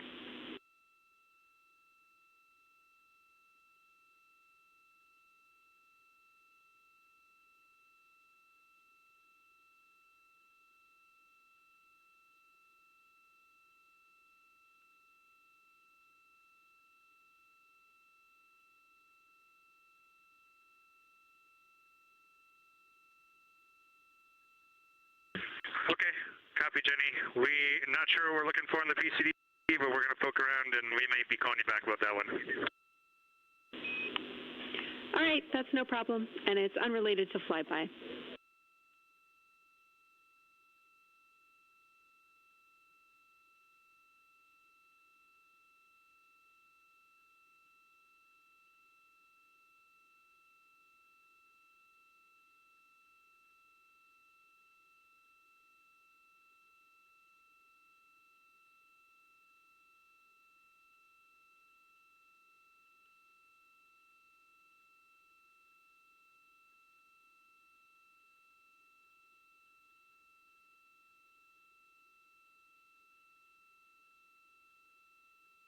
This is Artemis Mission Control here at Johnson Space Center in Houston, Texas. And as you just heard, Capcom, or Capsule Communicator Jenny Gibbons, Canadian Space Agency astronaut and Artemis II crew backup, relaying to the teams in Orion that it is time for a swap from the cabin to the window teams. We're now at the tail end of the second lunar flyby observation block. Again, we have 5 of these today. Most recently, Victor Glover and Christina Cook were at the windows photographing and making annotations, while Reid Wiseman and Jeremy Hansen were in the cabin providing support, whether that is SD card help, but also science sit reps, calling down any situation reports for what they are seeing on the moon or anything about the vehicle status. With that call to make a swap, Reid and Jeremy will be back at the windows, making observations for what they see at the moon and taking photos.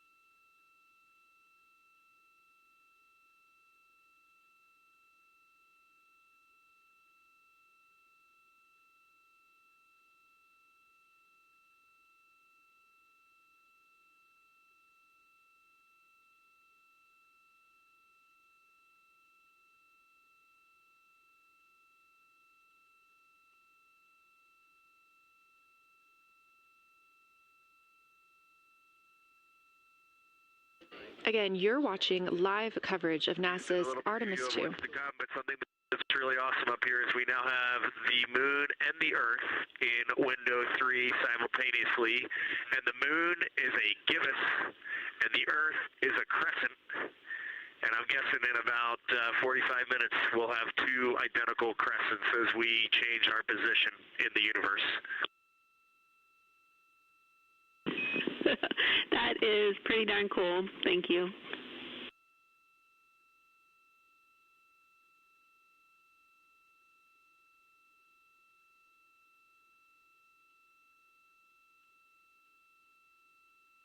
That's the Artemis II crew, the first astronauts to fly by the moon in more than 50 years, reporting that when they look out of window 3, one window, they're able to see both the Earth and the moon at the same time now.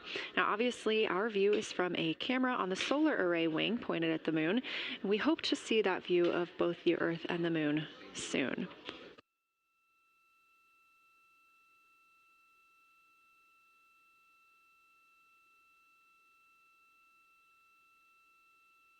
Some upcoming times for what you can expect. In about an hour and 40 minutes, we will have Earth set. And during that time, we will have a view of Earth going behind the moon.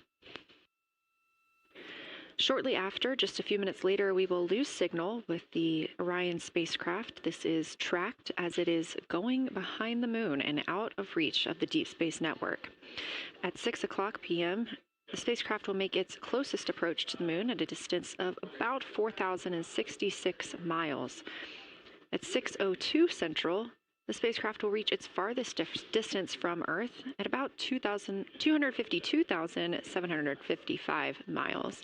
Of course, these are approximate, and we will make sure to provide you with the final distances once those are confirmed.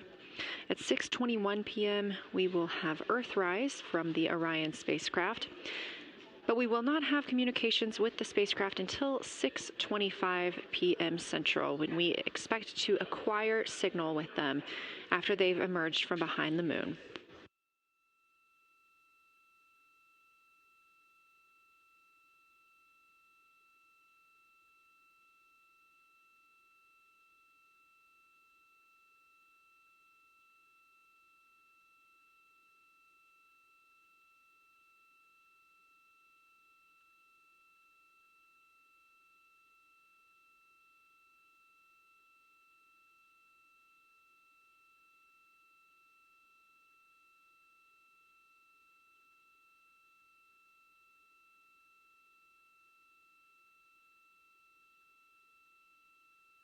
Again, you're watching live coverage of NASA's lunar flyby for the Artemis II mission, first crew to fly beyond the moon in over 50 years.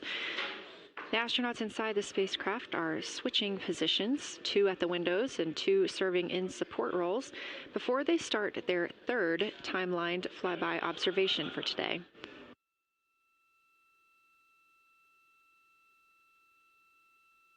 We've heard great calls from the crew so far describing what they're seeing, all well trained by the science team here on the ground.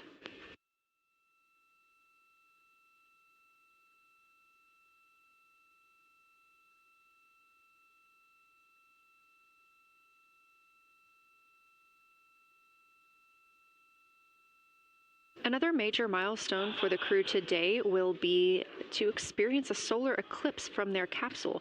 No one on Earth will experience this solar eclipse. To the astronauts, this will look a lot like a total solar eclipse on Earth, except the moon will be huge compared to the sun. Whereas if you're standing on Earth and looking at a solar eclipse, the moon and the sun appear to be about the same size in the sky. As the moon begins to cover and then uncover the sun, the astronauts will see a partial solar eclipse, so that's before and after totality, and during that time frame they will have to wear eclipse glasses so they can safely view this phase. They also intend to capture images of the sun's corona during the eclipse. This is a rare glimpse at the innermost corona that will only be captured by the astronauts' cameras.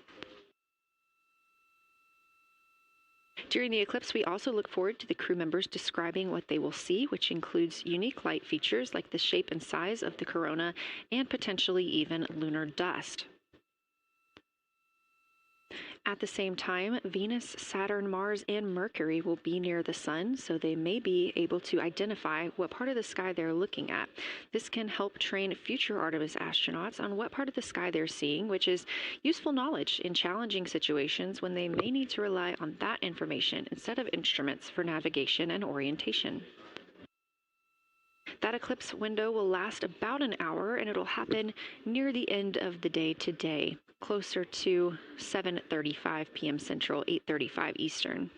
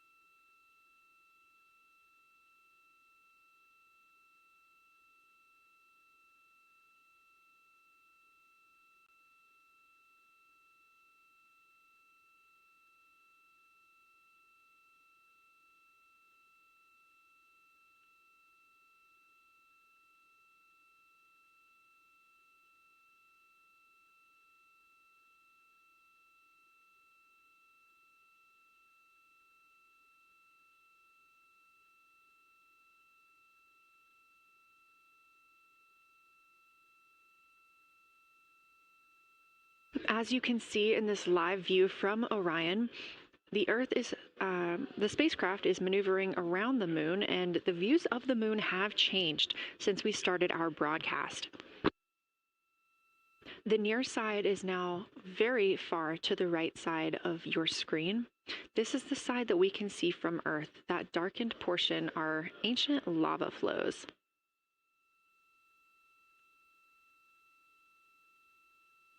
The crater down towards the bottom of the moon is Oriental, and this is a crater that was previously never seen before by human eyes until this mission.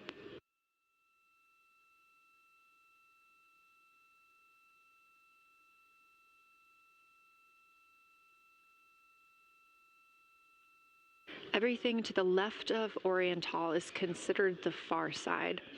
And this is what we typically do not see from Earth.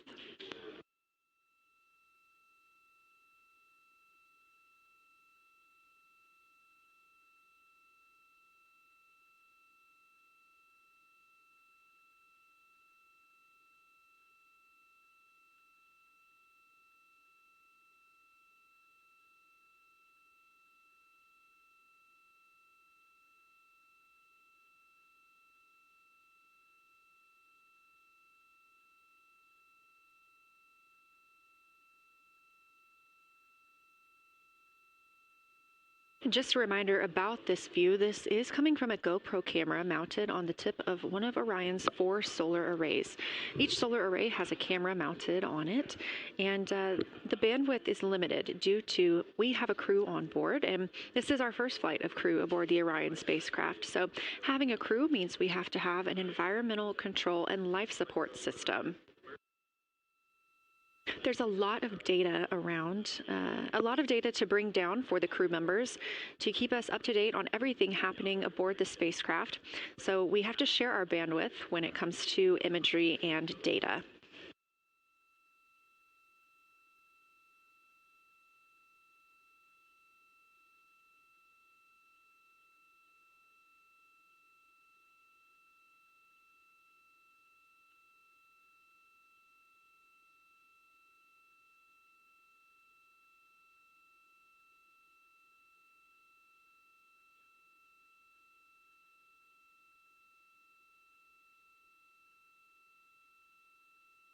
Inside the Orion spacecraft, the astronauts have completed their cabin and window team swap, meaning we have moved into the next block of lunar flyby observations. Jeremy Hansen and Reid Wiseman are now back at the windows, taking photos and making annotations. About halfway through this block, they will switch positions at the windows and will be prompted by the ground to do so.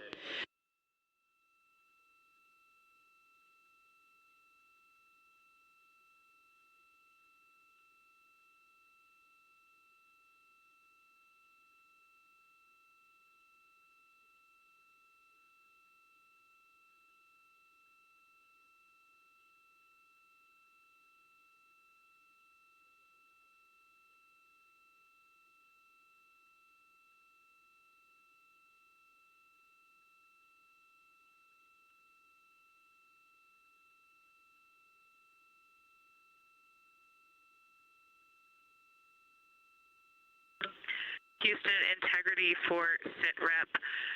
First of all, I'll just talk about the experience that I had during Victor and my observation time.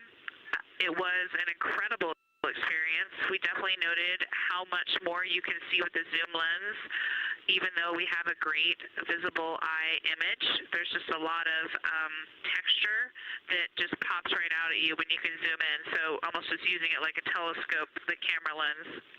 We really enjoyed our discussion time. That was a great innovation on the lunar targeting plan.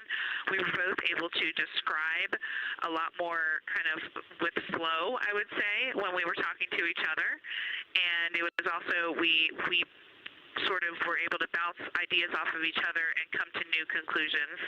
We had, I think, a very successful talking through of some contacts between different color areas, both in the mare and in the highlands, and we identified some really unique texture areas as well. At one point, towards the end of the images of my time in window 3, I just had an overwhelming sense of being moved by looking at the moon. It lasted just a second or two, and I actually couldn't even make it happen again. But something just drew me in suddenly to the lunar landscape, and it became real. And the truth is, the moon really is its own body in the universe. It's not just a poster in the sky that goes by. It is a real place. And when we have that perspective and we compare it to our home of the Earth, it just reminds us how much we have in common. Everything we need, the Earth provides, and that in and of itself is somewhat of a miracle, and one that you can't truly know until you've had the perspective of the other. I'll switch into some logistics stuff. The Peltors, both their batteries stopped providing the active listening, but we have verified they are still recording, and so we are able to have discussion time and hear outside our recordings by just moving the ear cup off of the ear. Other than that, everything's working well technically, and we've been able to find all our targets, and we're having a really great time. Thanks, Christina. We copy those logistics for the Peltors, and also thanks for bringing us into the cabin with you with that description.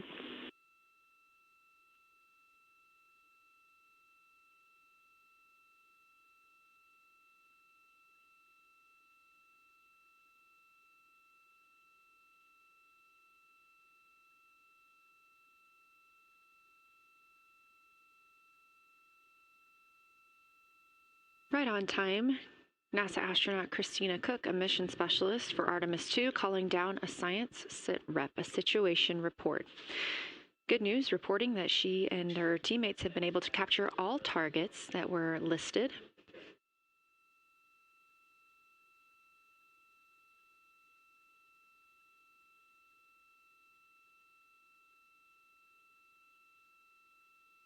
Christina also gave a vibrant description of just how it feels to be there and to see the moon up close and not just something passing in our night sky. Currently, the team members at the window are Reid Wiseman and Jeremy Hansen. Meanwhile, Integrity cabin team for window shroud.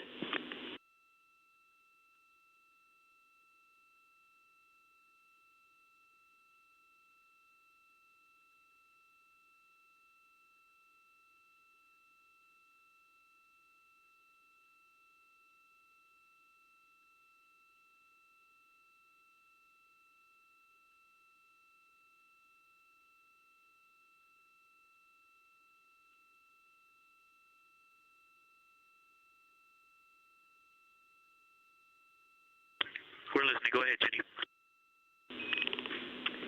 Hey, Victor, we have a temperature constraint on the windows, and the shroud might be getting us close, so we just want to check on the state of window 4's shroud, whether you believe it's still necessary because maybe things have changed with our viewing, and if so, we would like to request to have the shroud removed.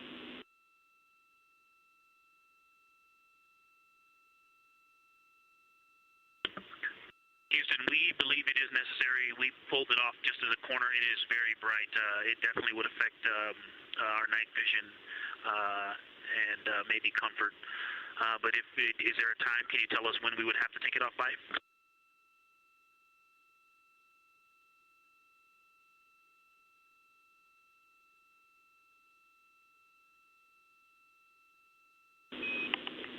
Unfortunately, since it's been on for a while, we are going to have to request that the shroud is removed, and we can recommend something that could block the light but just create a bit of distance between the window and whatever is covering it.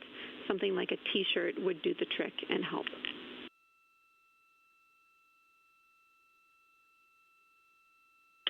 Okay, we're removing the shroud, and we'll make it work. Thanks.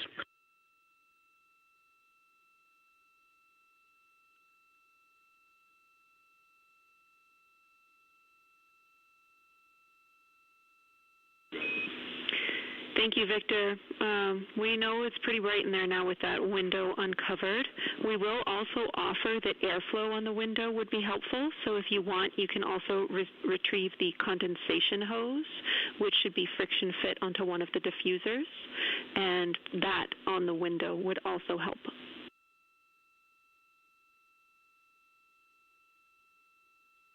We can easily point a diffuser at the window, so we're going to start with that, and it's pointing at the window now.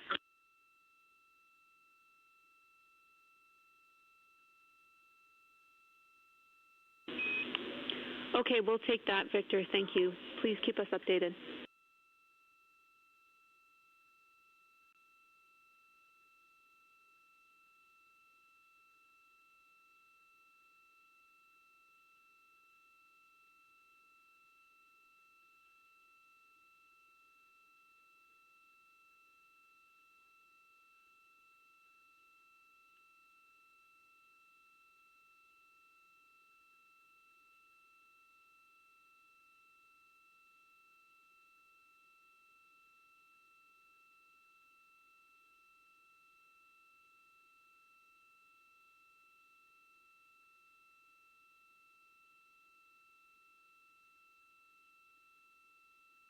That call from Capcom Jenny Gibbons, CSA astronaut and Artemis II crew backup, to the crew aboard Orion, letting them know that they will need to remove the window shroud they had placed on window 4. They initially placed that shroud there to block out some of the light from the Earth. It was extremely bright coming in the cabin and interfering with some of their viewing opportunities out at the moon.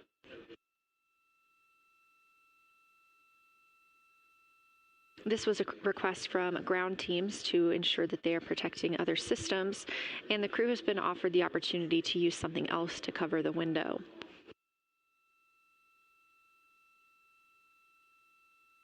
Meanwhile, Reid Wiseman and Jeremy Hansen continue with their lunar flyby observations.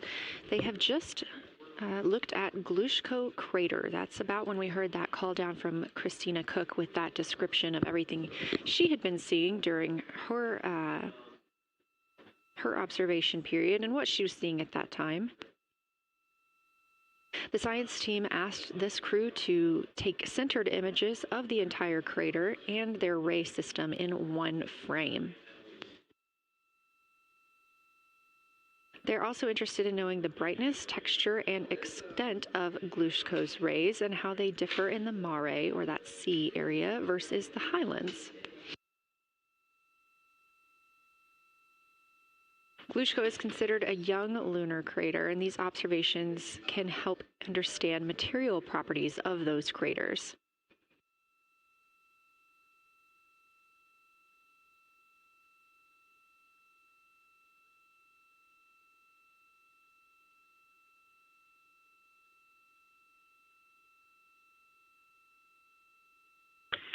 Science, integrity. First, I wanted to start off with connecting with what Christina said, that it was very moving to look out the window. I had the unfortunate sequence to start looking out the window and then moved to the long lens, and it was hard to speak looking through the zoom.